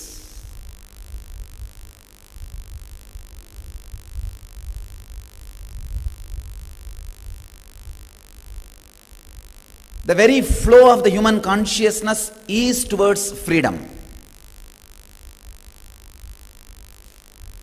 History of all civilizations,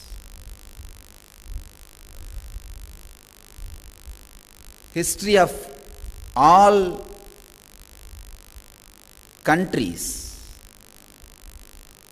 Look inside, all the flow, all the expression is always towards the freedom.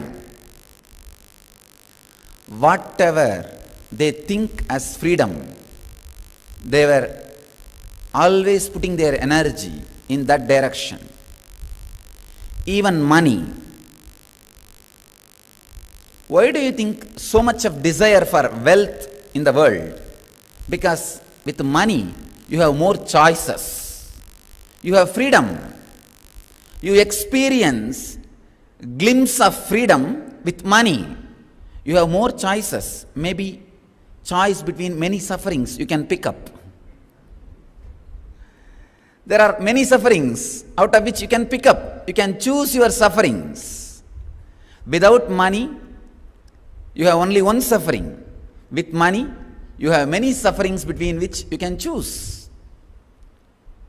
Whether it is our running behind money or political freedom or social freedom, whatever you may call it with different names, but finally human consciousness constantly expands towards freedom. If you think political freedom is the ultimate, you start moving towards political freedom. If a society thinks social freedom is the ultimate, they start moving towards social freedom. If you think economical freedom is the ultimate, you start working for economical freedom. Whatever you consider as a freedom, you start working towards it. You start moving towards it. You start traveling towards it.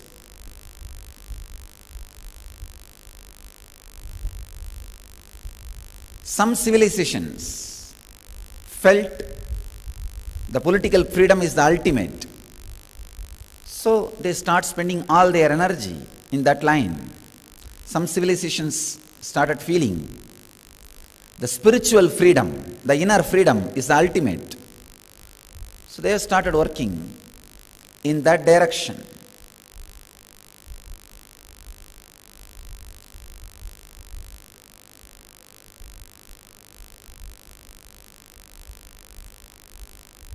Let us look deeply inside the very basis of freedom. The idea from which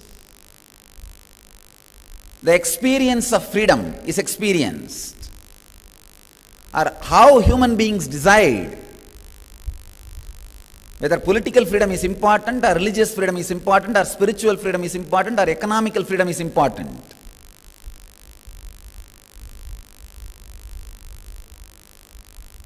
Very beautifully, Upanishad says, Ekoham Bahushyam. The one which is me, let me become many. See, as long as the superconsciousness is one, there is no fear. When the many started happening, the possibility of fear exists. There's another one beautiful Upanishad quotation says, fear comes out of duality.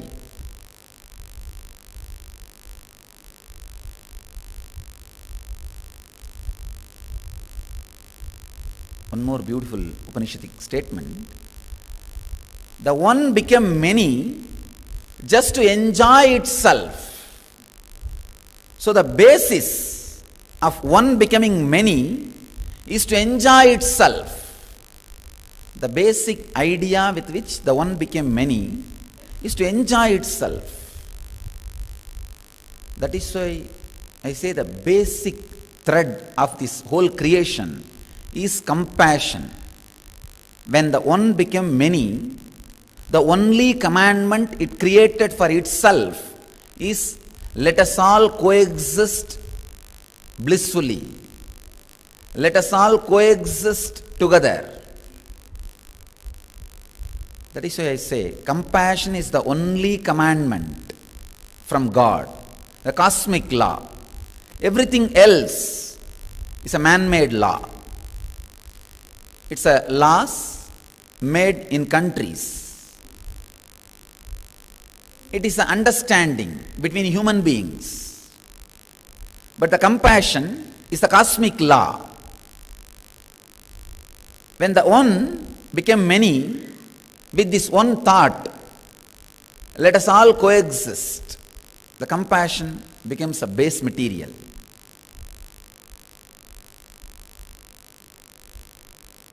All the civilizations which felt the one became many just to enjoy itself, celebrate itself, all those civilizations are compassion-based civilizations. There's another one kind of thought. The existential philosopher from French, Jean-Paul Sartre, he says, the other is hell. The other is enemy. The civilizations which created out of this thinking trend, the other is enemy, they started working more towards political freedom. They thought, as long as the other exists, I can't be free, we can't be free. So it is more like a political freedom. All the civilizations which base their thinking trend with this thought, the other is hell, the other is enemy, has started working towards political freedom. Warriors have become heroes in their civilizations. But all the civilizations which started with this base,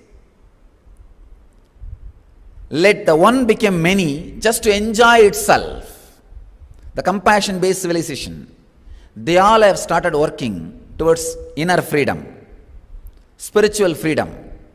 There are only two kinds of civilization.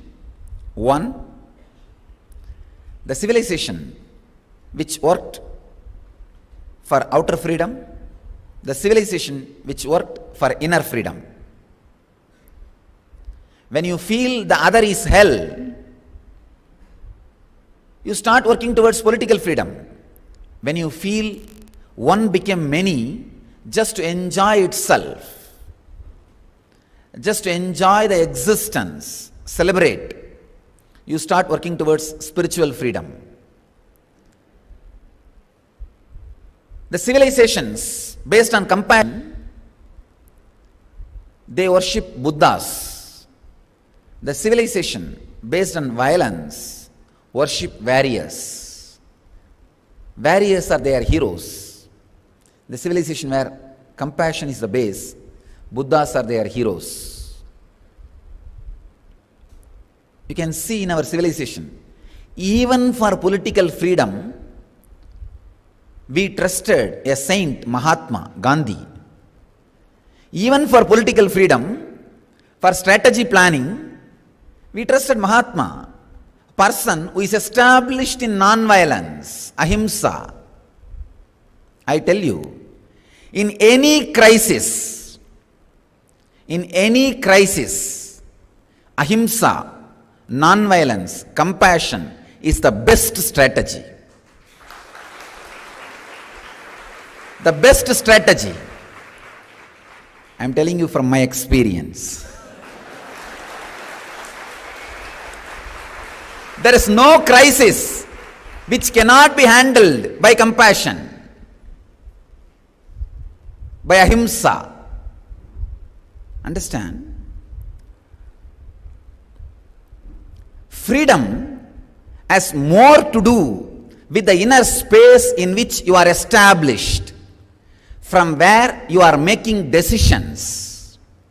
The point where you receive information from the outer world and process, make decisions.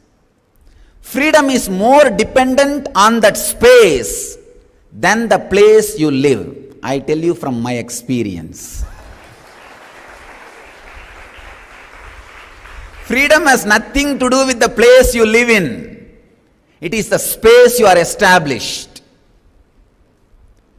If you are established in a zone where the informations are received and processed, decisions are made with deep friendliness, with deep joy, with deep compassion, I tell you, you are in real freedom, the ultimate freedom, which can't be taken away by anybody. Which can't be taken away by anybody. which is just your grace, your, even the inheritance word is a too small word, which is just your expression. The space from which you make decision,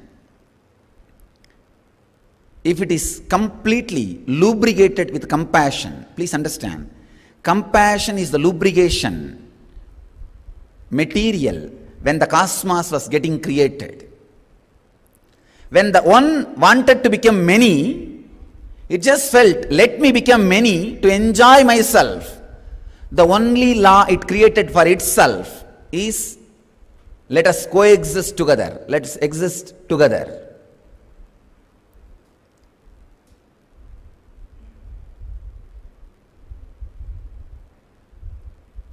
Freedom from something is negative part of freedom. Freedom for something is positive part of freedom. Freedom from and for is ultimate freedom. Please understand, freedom from something means freedom from some bondage. Freedom from prison, freedom from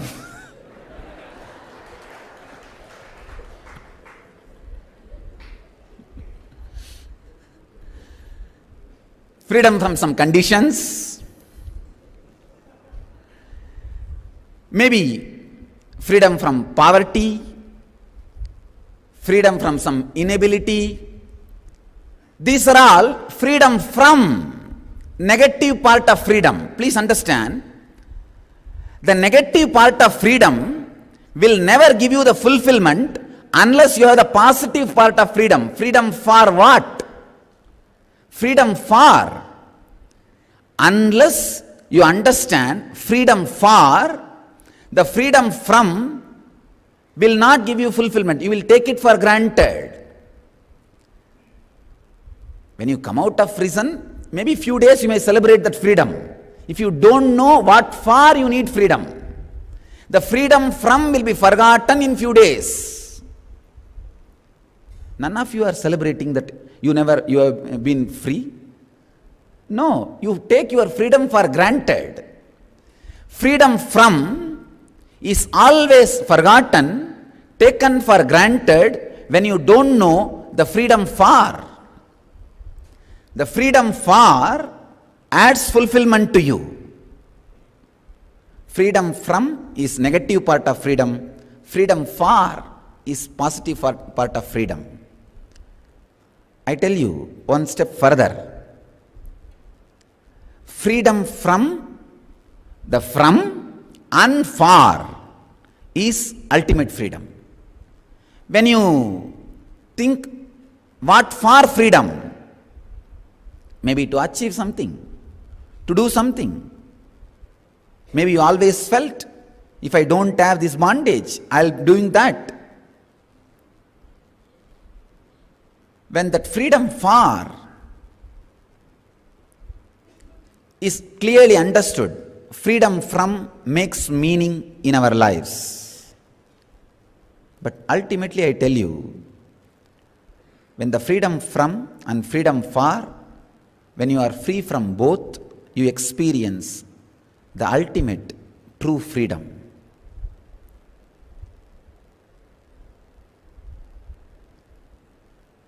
The consciousness from which you make decisions, if it is established in compassion, suddenly you experience a freedom which can never be taken away from you.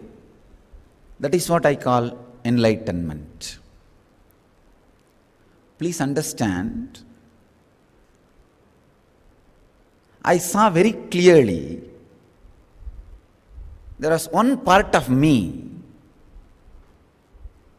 untouched, simply relaxing in utter peace. I wanted all of you to know,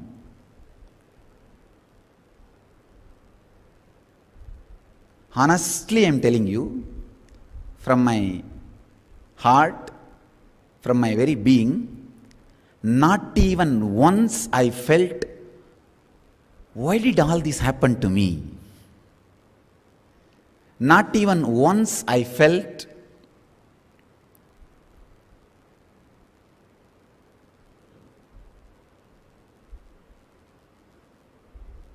anyway suffered, anyway abused, anyway disrespected. Even though from all corners so much of abusal, so much of disrespect, so much of things are happening, somehow the core of the being, it was there. Something which can't be taken away, which is just there. Understand one more thing. Sitting inside the prison, the enlightenment or compassion or the deep peace is no more a pride. It is a basic utility. Without that you can't exist. You can't think it is just a pride. No. It is not an utility for outer world. It has to be there. Only then you can relax. Only then you can relax. I tell you, get enlightened quickly. It will be really useful.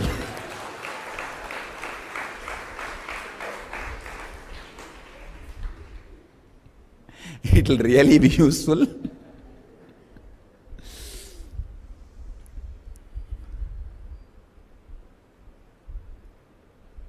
Unless you are free from the hatred and vengeance, you cannot rest in peace.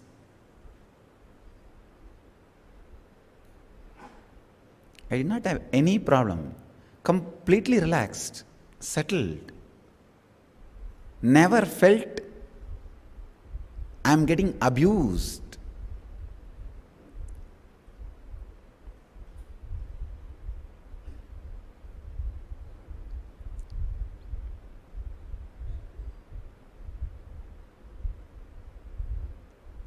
Bhaktananda was staying always with me. He'll show me the newspaper and say, Swamiji, this, today they have written this, they have written this. And of course, the Nithyananda name. The other day I heard, one devotee was reporting to me, I heard she brought an article saying that in the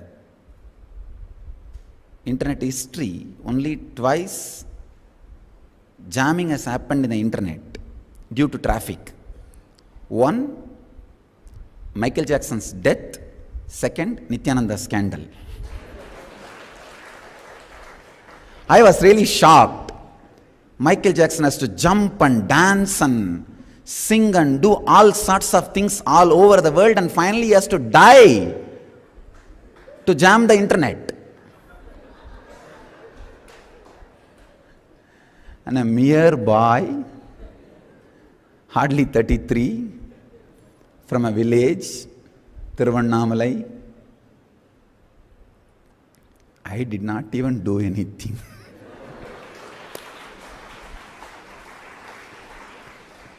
Somebody did something. The traffic jam.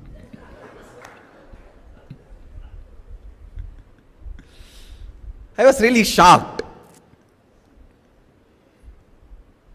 And that article says Nithyananda name is the largest Googled searched word. And anyhow, I never felt connected to that name. Never felt connected to any name. That is why I don't feel connected to all the titles now I have. The self-styled, controversial, so many titles. Somewhere titles are added to the name Nithyananda. Somewhere the name itself is made into of Nithi.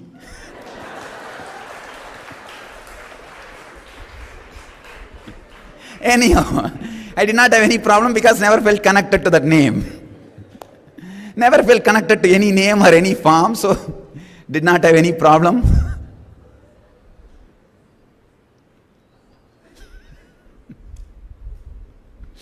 I really enjoyed. What is that one thing which saved me, which stood with me? People were asking me many questions, the devotees. Why did not God save you?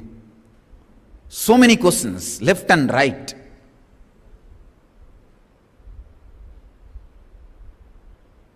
I tell you, the one thing which really saved me in this whole thing is completely being established in compassion, in that ahimsa.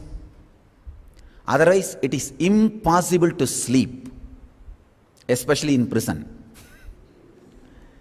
If you are not established in compassion, you cannot rest, you cannot sleep. So much of abuse is happening all around for no reason.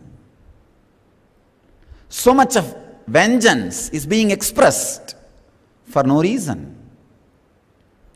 So much of poison is vomited for no reason.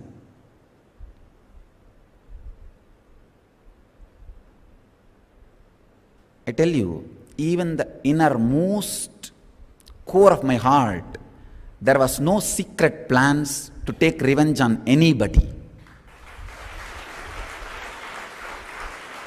That is the only reason I was completely at ease.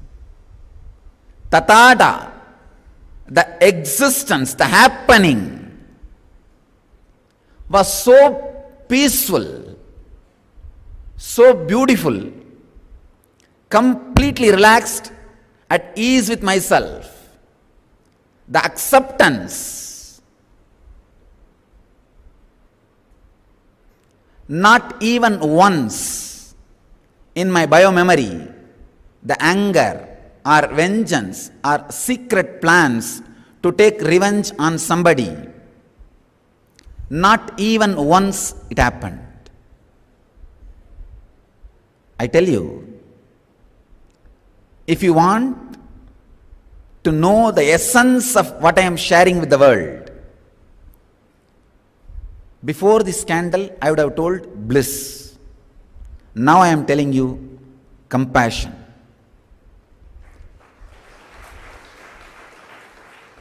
Freedom from hatred is the ultimate freedom. Freedom from vengeance is the ultimate freedom. When you are established in compassion, suddenly you will see the other is not enemy. We became many just to celebrate the existence. Even one iota of vengeance, the other will become hell. The other will become enemy.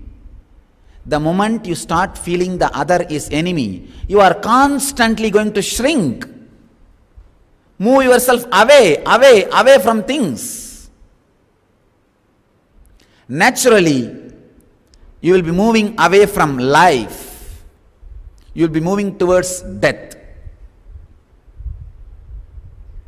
The basic truth is be based in compassion. You will see the extreme ecstasy, constant joy happening inside your system. Did not have even one moment any suffering, just because completely relaxed into the whole inner space.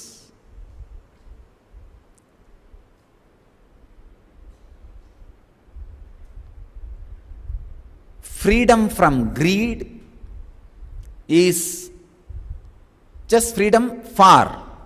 See, when you are free from the freedom for, you are free from greed. When you are free from freedom from, you are free from fear. Please understand. Freedom from means bondages. When you are free from that, you are free from fears. Freedom for means greeds, goals. When you are free from that, you are free from greed. When you are free from the hatred or vengeance, suddenly you experience a different dimension of freedom, the ultimate freedom.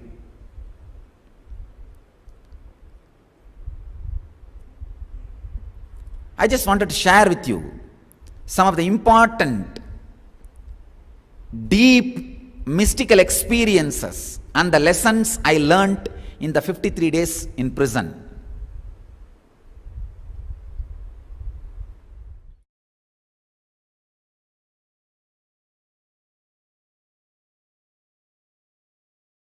Nothing can be added to you.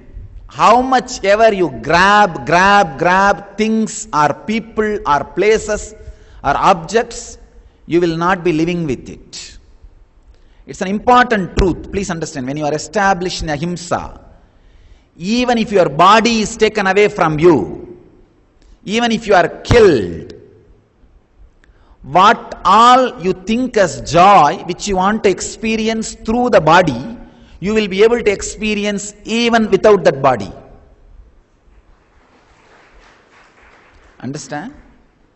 Whatever you think as joy, which you want to experience through the body, you will be able to enjoy without the body, even if your body is taken away.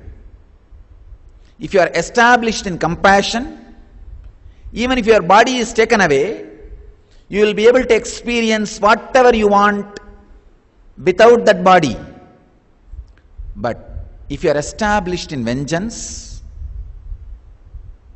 even if you have the body, you will not be able to experience what you want. If you want to experience some sense pleasures, even if they are there, even if you are eating, you will be thinking something else. You will not be enjoying.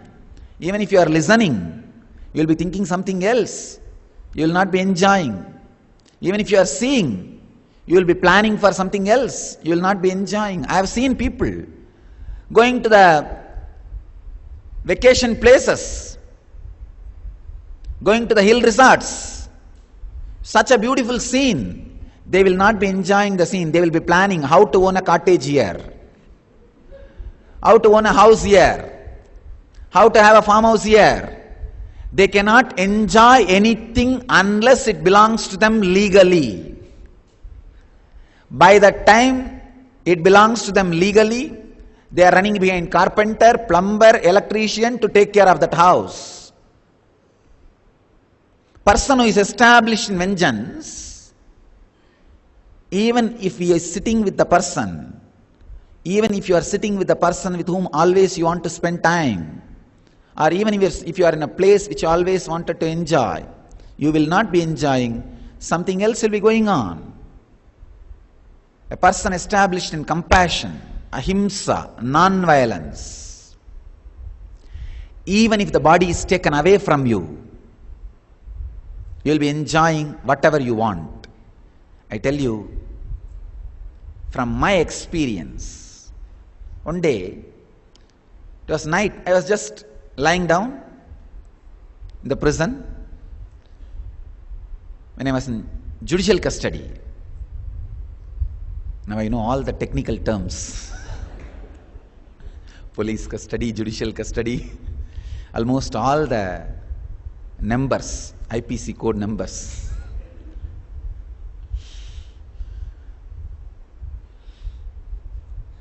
When I was resting, body was just resting, the consciousness was in such a deep, beautiful samadhi. Suddenly saw very clearly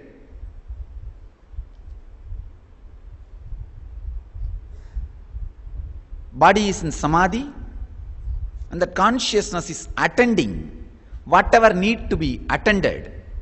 Like somewhere somebody is praying or asking, meditating, then I saw very clearly from this body, through this body, a kind of a ray, light, energy going and attending. It's a mystical experience. I am just sharing. Whoever feels connected to me, you can understand or try to understand. If you feel, don't bother, just leave it. Just think that he is telling something, forget about it. I am just describing as it happened, as I perceived. I saw very clearly that through this body, kind of a light energy attending that prayer. Here somebody is calling, somebody is praying, something is going on. Different. It's almost like a 911 call center in US. How the calls are coming and continuously it is being answered. Kind of an automatic mechanism. In so many places, prayers, meditations, and so many things coming and automatically it's getting responded. When I was experiencing that part, I did not remember this body, this biomemory. When I am remembering this biomemory, I am not able to remember that part, that automatic response mechanism. The cosmic response constantly happening, I was not able to remember that part when I remember this biomemory, this body, this idea. When I was able to remember this, I was not able to remember that. When I remembered that, I was not able to remember this. It's almost like a binary, 0, 1, 0, 1, 0, 1. One moment, that experience, and one moment, this experience. It's jumping.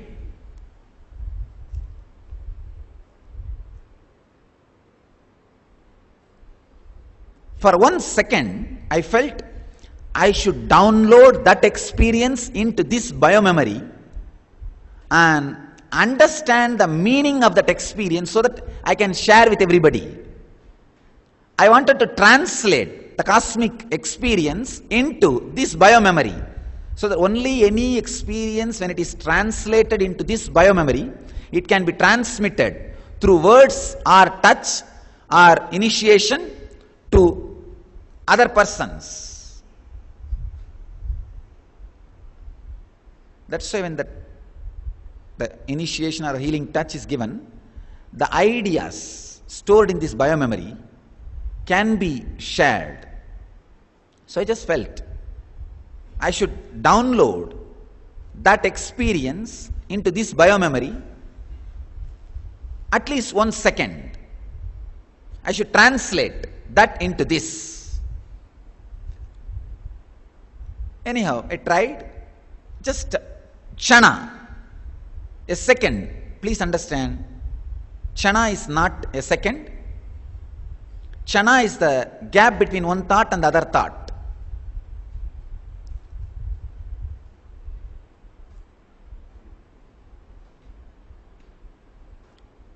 For a Chana, I downloaded that experience into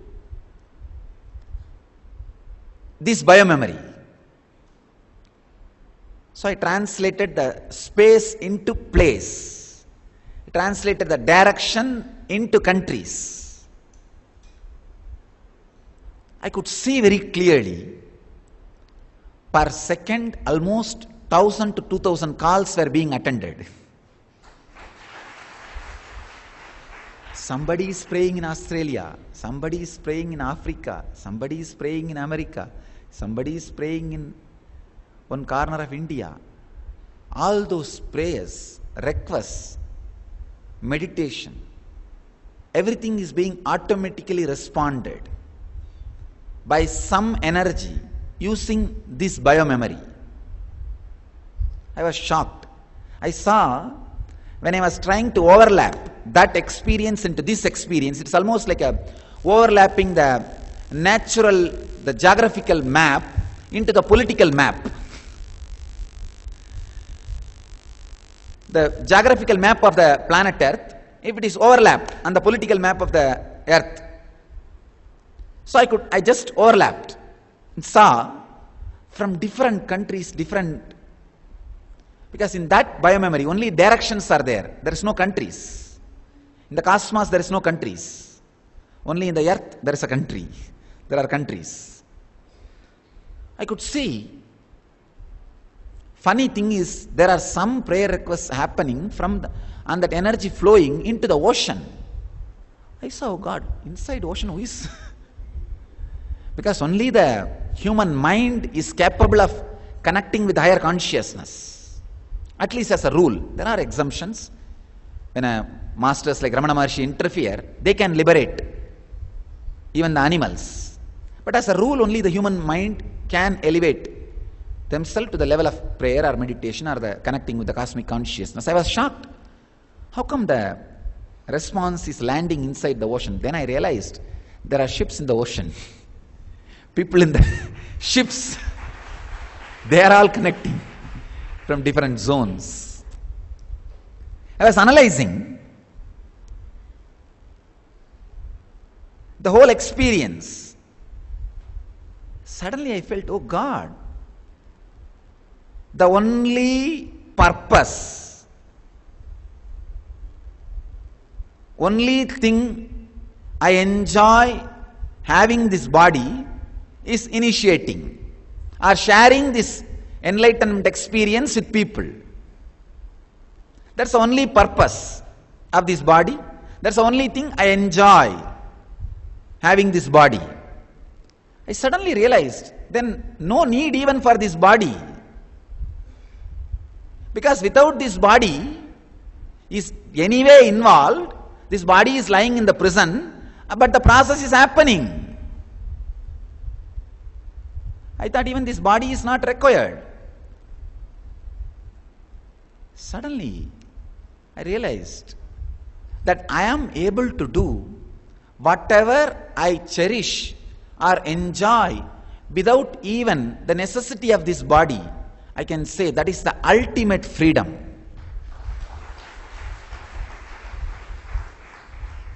You can just do what you want and enjoy what you think as joy without the use of this body is the ultimate freedom. And I really thought, oh God, then this body is not even required.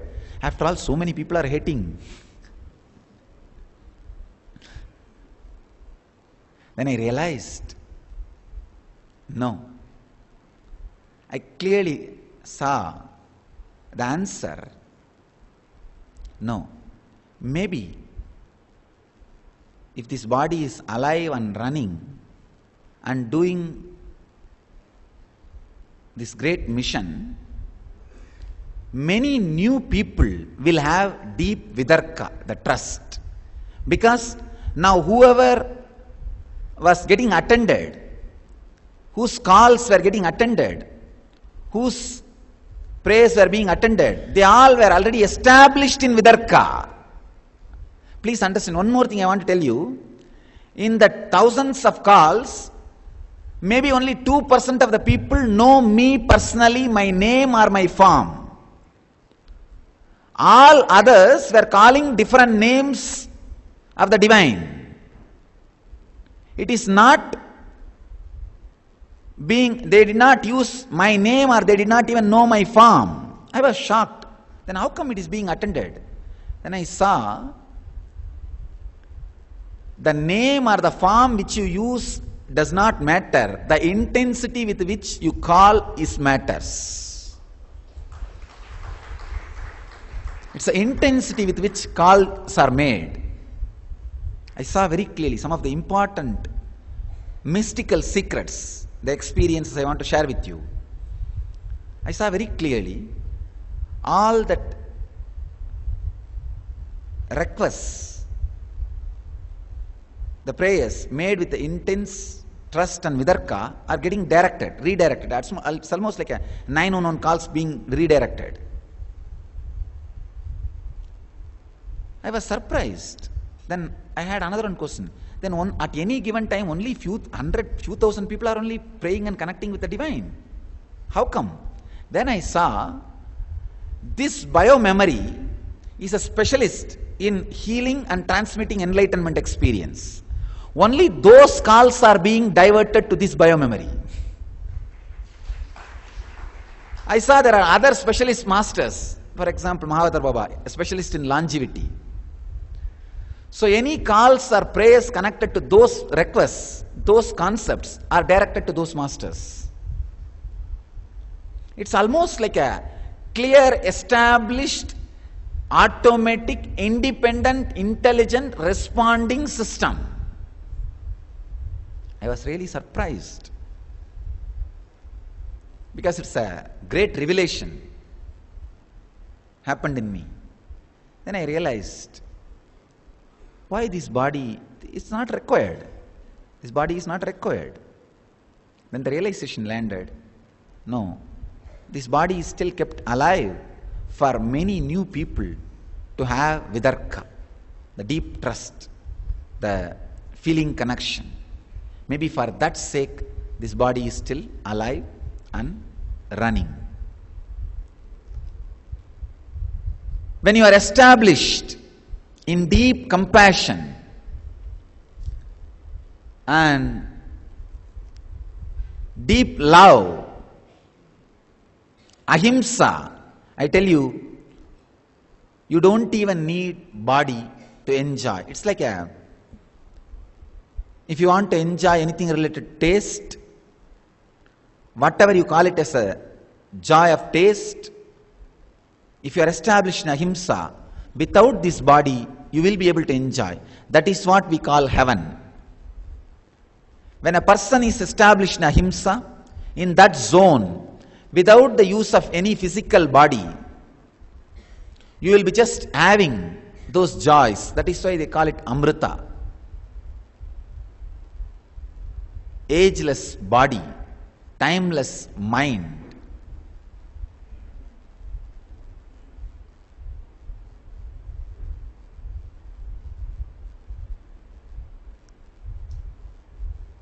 Being established in compassion liberates you from the greatest foolishness which a human being can commit is strategy planning to come out of crisis.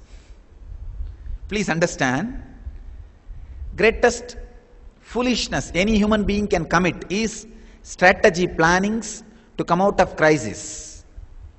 Any strategy planning you make while you are in crisis, you will only be putting and creating more and more crisis. Because the crisis, when crisis happens, ordinary mind gets caught with the fear and greed.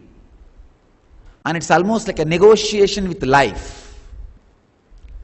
You can negotiate with other, giving something and taking something. You cannot negotiate with life. You cannot bargain with life.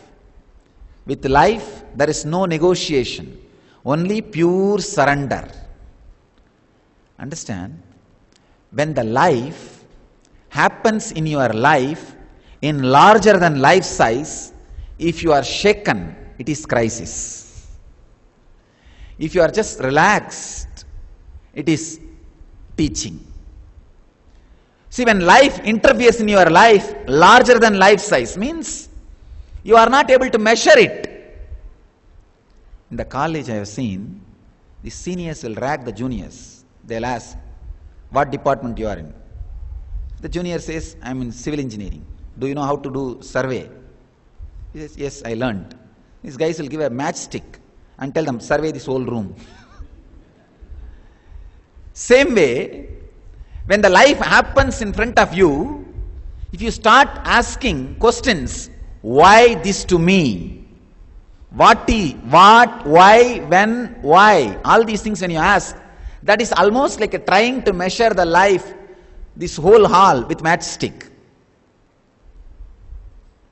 You cannot measure the life with your matchstick.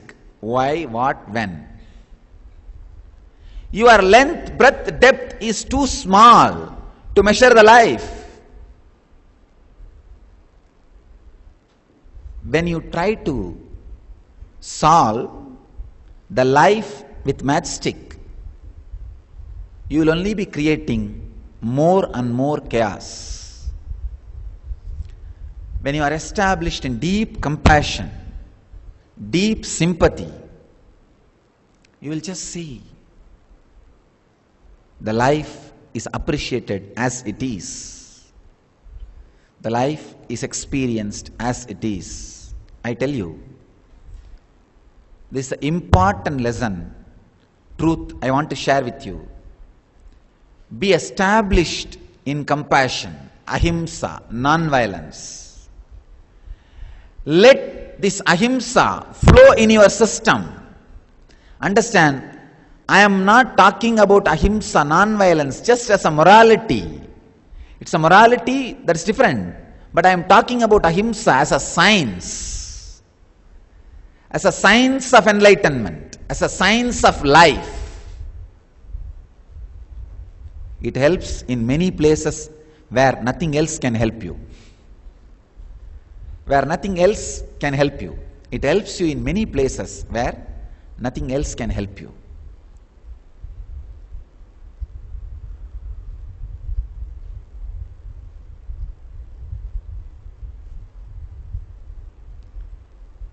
I'll give you a simple process to experience this truth.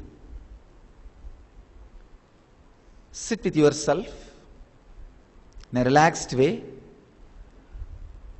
Inside your mind, call all the people whom you feel are accused in your life, with whom you cherish hatred, anger. Call them all one by one in your mind. Logically reason. Even if I take revenge on him or her, is my life going to be fulfilled? No. Please understand, you always think, whenever you are in crisis, if you take revenge on the person who created problem for you, you have achieved something. No. That is not your success. Even if you take revenge on him, finally, suddenly you will see you are only feeling empty. You are not feeling fulfilled. Taking revenge on somebody is not going to be fulfilling you, will not give you fulfillment. It is just diversion of your life energy, wasting of your life energy. Only after finishing the taking revenge part, suddenly you will realize you are feeling empty. You don't feel fulfillment.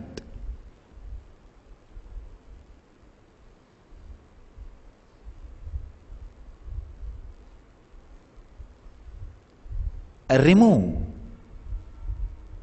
all the hatred, vengeance, reason, through reason. One more thing, people tell me, no, Swamiji, hatred is such an emotion, it cannot be removed by an ordinary reasoning. No.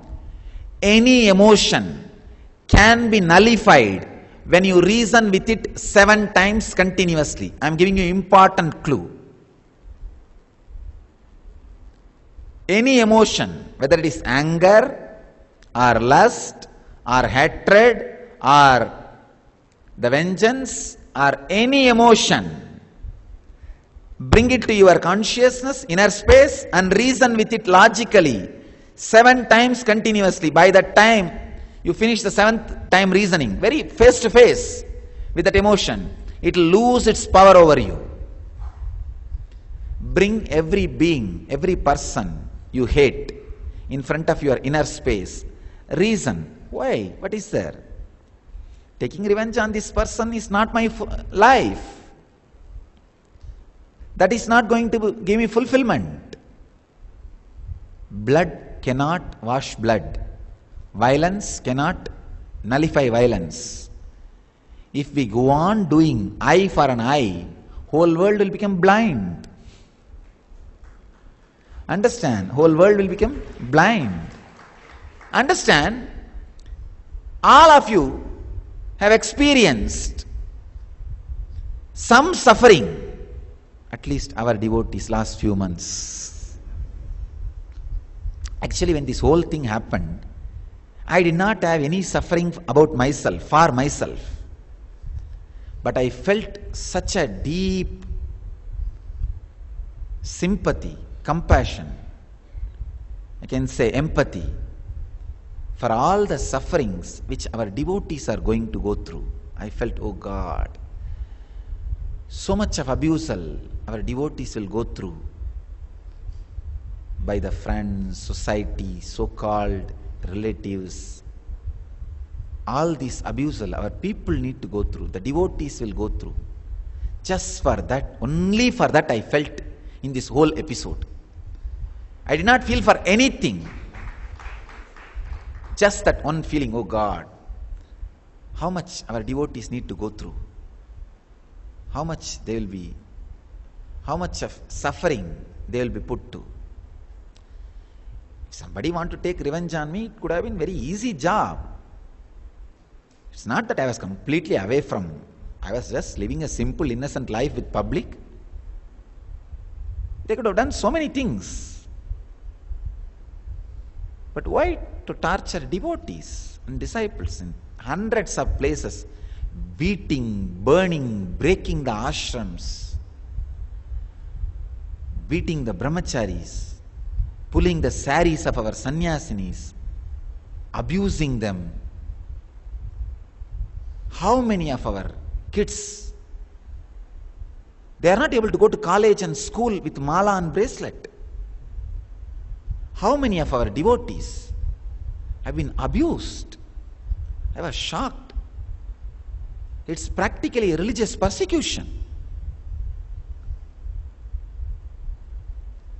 I could not imagine so much of vengeance and violence on such simple, innocent people. All they were doing is gathering and meditating, that's all, in open, and whole public was invited. It's a public places, all our ashrams. And many of our ashrams were doing social service like feeding the poor and feeding the visitors and doing medical camps, meditation programs, so many social services. I was shocked how in an organized way, in hundreds of places, in few hours, beating, breaking, destroying, burning.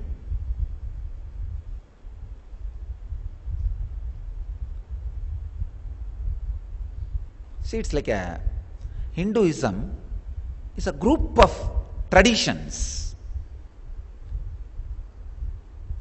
The followers of Shankara are one tradition, followers of Shiva one tradition, followers of Ganesha one tradition, followers of Devi one tradition, followers of Vishnu one tradition, followers of Ramanuja one tradition, followers of Ramakrishna one tradition. Same way, our followers are one tradition. Even one tradition people are attacked by the people who don't share the same faith. It is religious persecution.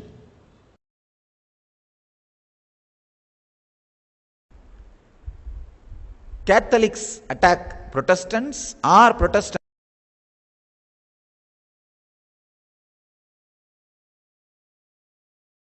When the Shia Muslims attack Sunni Muslims or Sunni Muslims attack the Shia Muslims, it is religious persecution, internal. Same way, people who does not share our faith or our values, if they attack us just because of what we believe, it is religious persecution. Anybody is attacked physically or mentally, tortured physically or psychologically, for the sake of what he or she believes, is religious persecution. I felt deeply sympathetic only for the religious persecution which our devotees and disciples and sannyasis and sannyasinis went through in this whole episode. But I was so happy. The whole Sangha, our mission, established in compassion, not one person rebuked.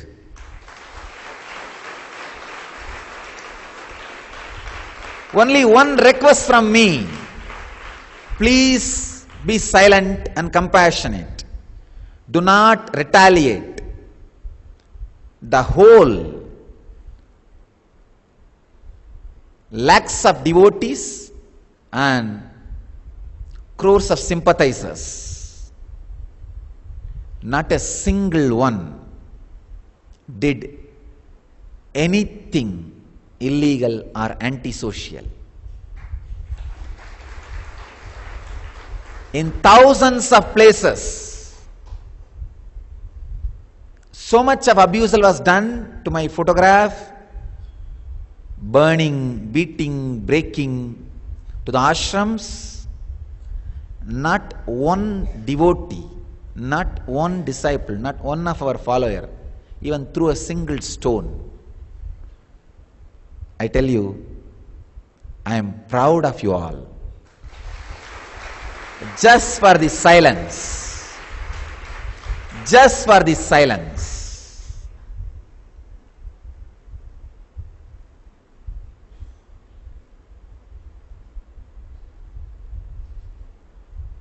I really saw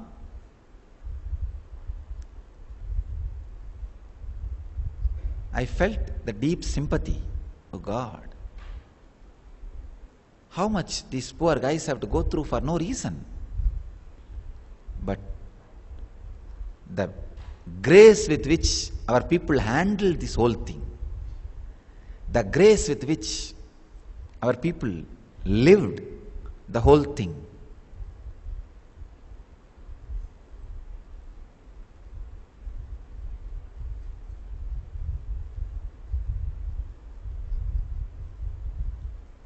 there was a beautiful story I read.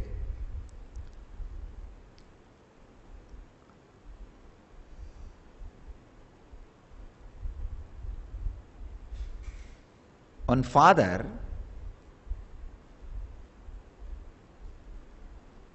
when his son came to him for blessings at his 18th birthday, the son came and touched the feet of the father and said, "Father, I completed 18 today," means 19th birthday.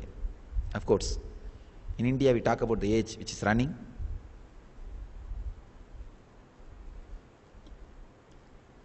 "19th birthday," he came and touched the feet. The moment I say the word birthday, I remember, birthday also has become a big problem.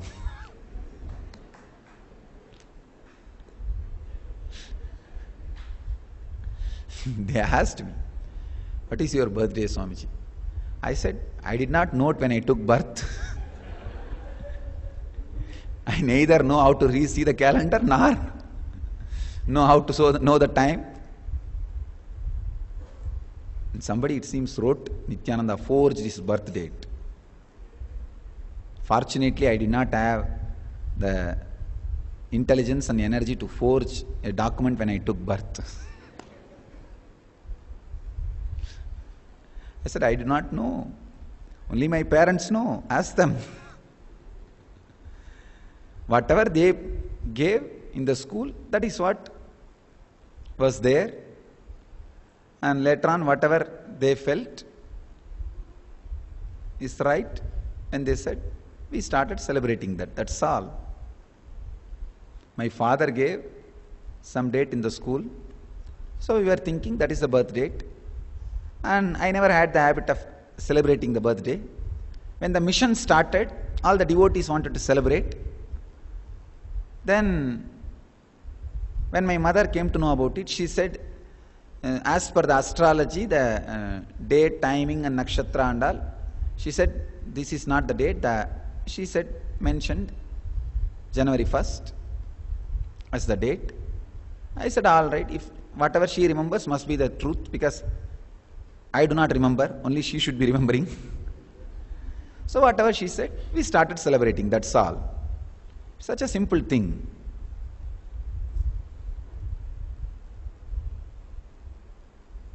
This guy came and touched the feet of the father, said, "Today I am completing my 18, bless me." Father, very graceful person, he said, "My son, last 18 years, you added so much of joy to me. From today, I liberate you. You don't need to do anything to satisfy me. You can do whatever you want from today in your life. I give you complete freedom. You decide everything about your life. You don't need to do anything for me. What a son can add to the father what I expected from a son. You added more joy to me than I wanted. So from today, I liberate you. Do whatever you want from today. You have full freedom. I am fulfilled. Whatever I feel as a fulfillment I should have from son, I had it. Please understand, I am telling the same thing to you all. Whoever handled this whole scandal without any violence and without being shaken, without dropping from the root, whoever has withstood, survived this whole sensationalism, I tell you, you are given the ultimate joy I expect from a disciple. You have fulfilled me. I don't need anything more from you. I liberate you completely. Whoever handled this whole thing non-violent way, of course, all of you have handled whole thing in a non-violent way, and whoever did not get carried away by the sensationalism, whoever withstood the sensationalism, these rumors, this heavy wind, I can describe this only as a cyclone. When a cyclone hits, sometime mango tree, many flowers will drop. That mango flowers, small flowers. The flowers which are really sticking to the root, to the tree, that becomes fruit. I really felt many flowers, even the fruits before ripening, has dropped because of this whole sensationalistic cyclone. But the fruits and flowers which are very strongly connected to the root will become fruit.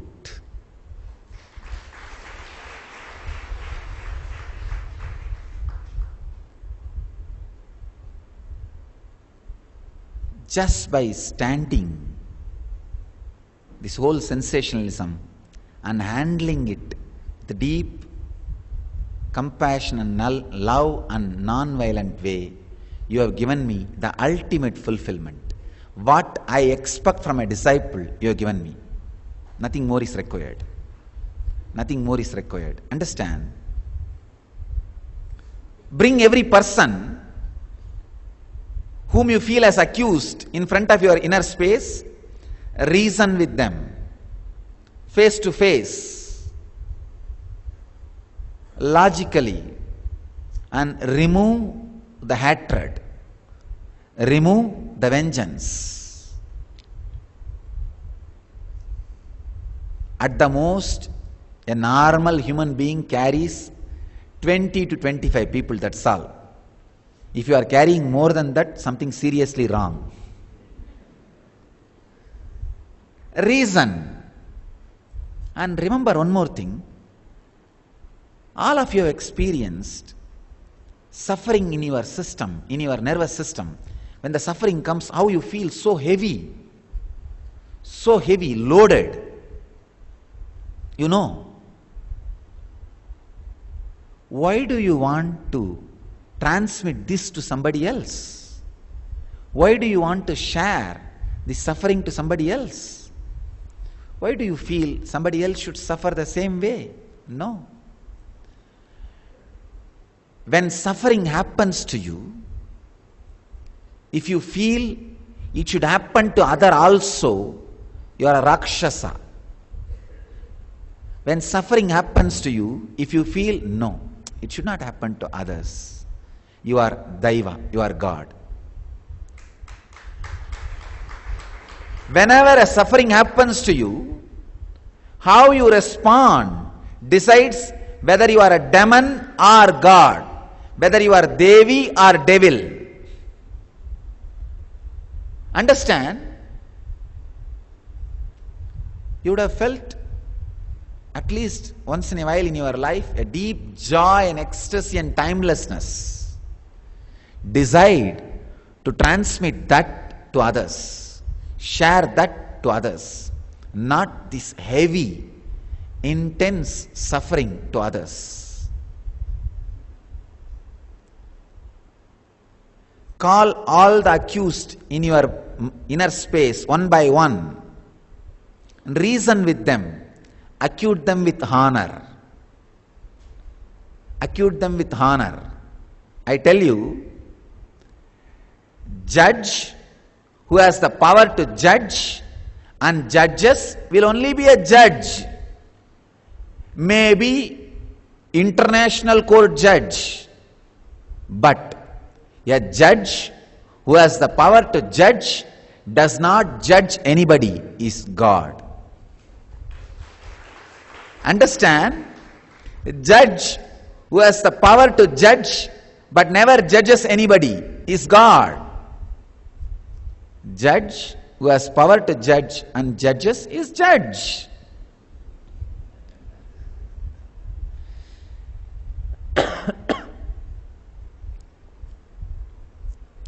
So call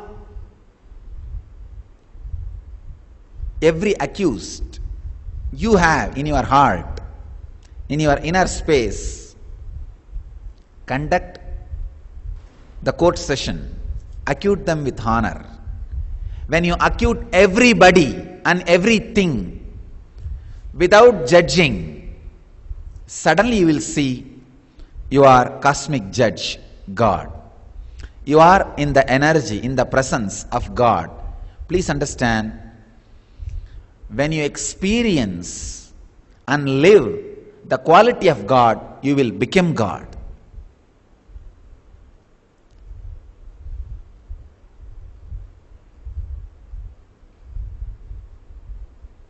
Do not worry.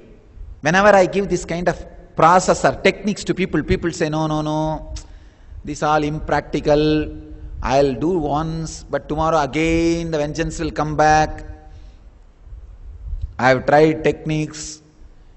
Please understand, do not bother. Do not think it's one more technique. The moment you think this as a technique, you will remember all your past failures about the techniques. No, I tried that, this, that, nothing worked out. How is this going to work for me? Don't worry. Even for few seconds, experience that hatredlessness. Just for few seconds, I tell you. Don't bother about tomorrow, day after tomorrow. Now sit and conduct your court and accuse all the accused with honor in your heart.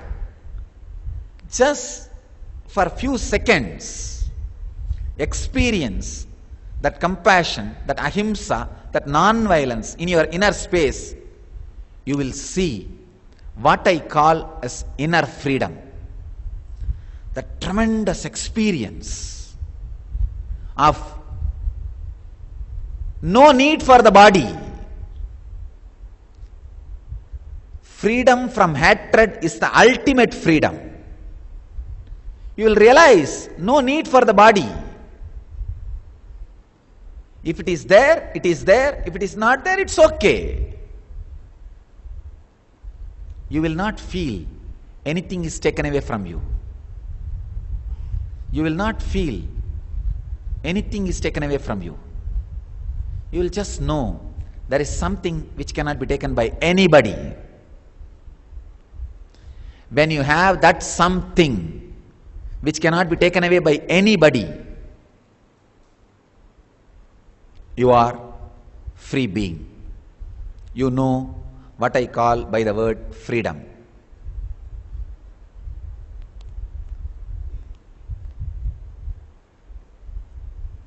I tell you, freedom is more dependent on the space. So create the ultimate freedom on the space, in the space in which you are established. You will experience the true an ultimate freedom. The simple process, remember? Just sit and decide. At least once you will experience a space where you don't carry even the most secret plan to take revenge on anybody. Just once. Don't plan, I will retain that space forever. Then immediately your mind will say, no, no, no, no. How can you forgive that fellow? How can you leave that guy? If you allow him to leave, he will kill you. It's a question of survival. Relax. I tell you, only once try. Try to experience the space where you don't carry any secret plans to take revenge on anybody, any anger, any vengeance, any hatred. Suddenly you will see, you will experience such a deep, extraordinary freedom, which is immeasurable, which is the ultimate freedom. I tell you, even when I felt empathy and sympathy for the devotees and disciples, there was no suffering in me.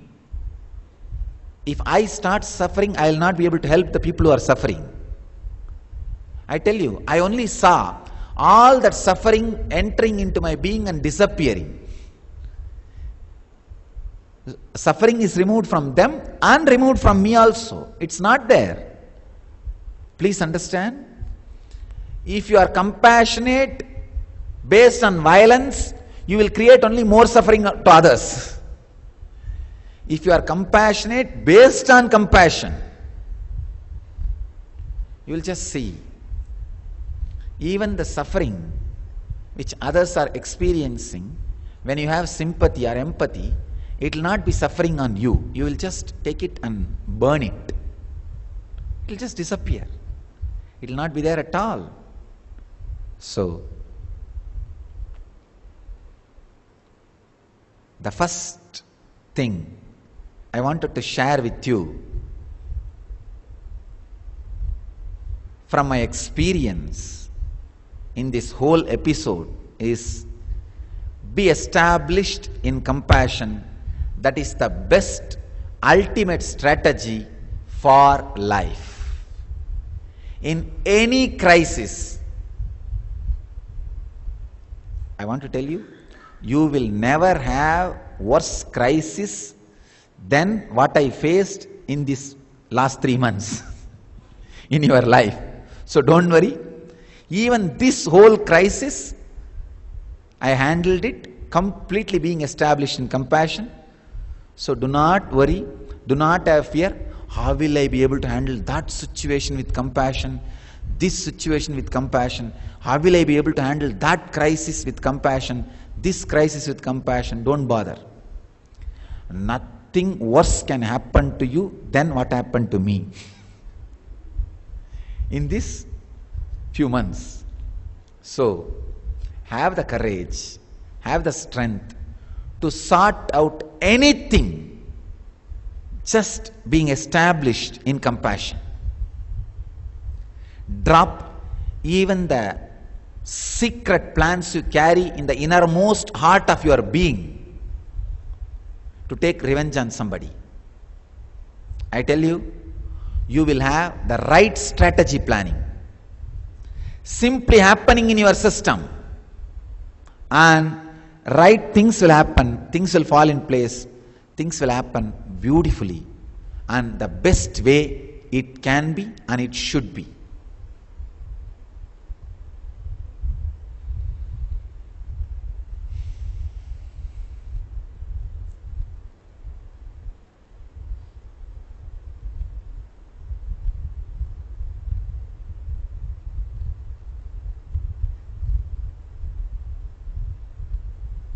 I'll share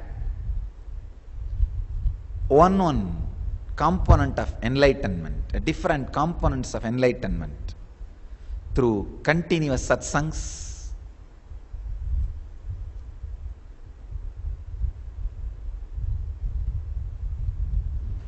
I invite devotees, disciples, and everybody to come and enjoy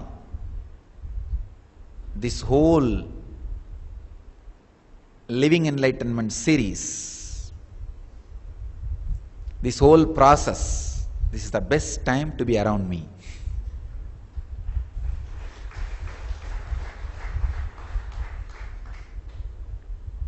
And now, our disciples, they also know you can't take Swamiji for granted. So use every opportunity as much as possible. Be around, imbibe, live, and radiate enlightenment. We bless you all to experience the ultimate freedom. Live and radiate enlightenment. Let you all live, experience, and radiate the eternal bliss. Nithyananda. Thank you.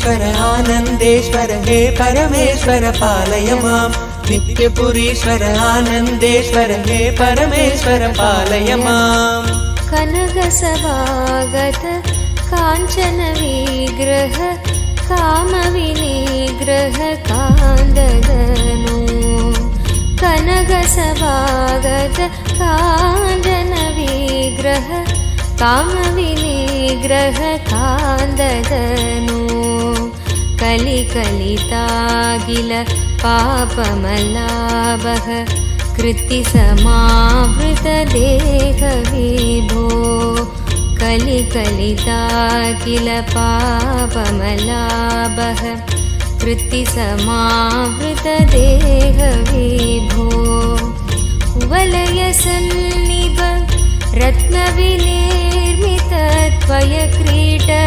सुभाष्टदनो कुवलयसन्निभ रत्नविनिर्मितत्वयक्रीट सुभाष्टदनो जय जय हे नित्यानन्दपदे नित्य जय जय हे नित्यानन्दपदे नित्य भाग्यसमृद्धि मुभार्जय मे भाग्यसमृद्धि मुभार्जय मे नित्यपुरीश्वर आनन्देश्वर हे परमेश्वर पालय माम् नित्यपुरीश्वर आनन्देश्वर हे परमेश्वर पालय माम् करकलिताम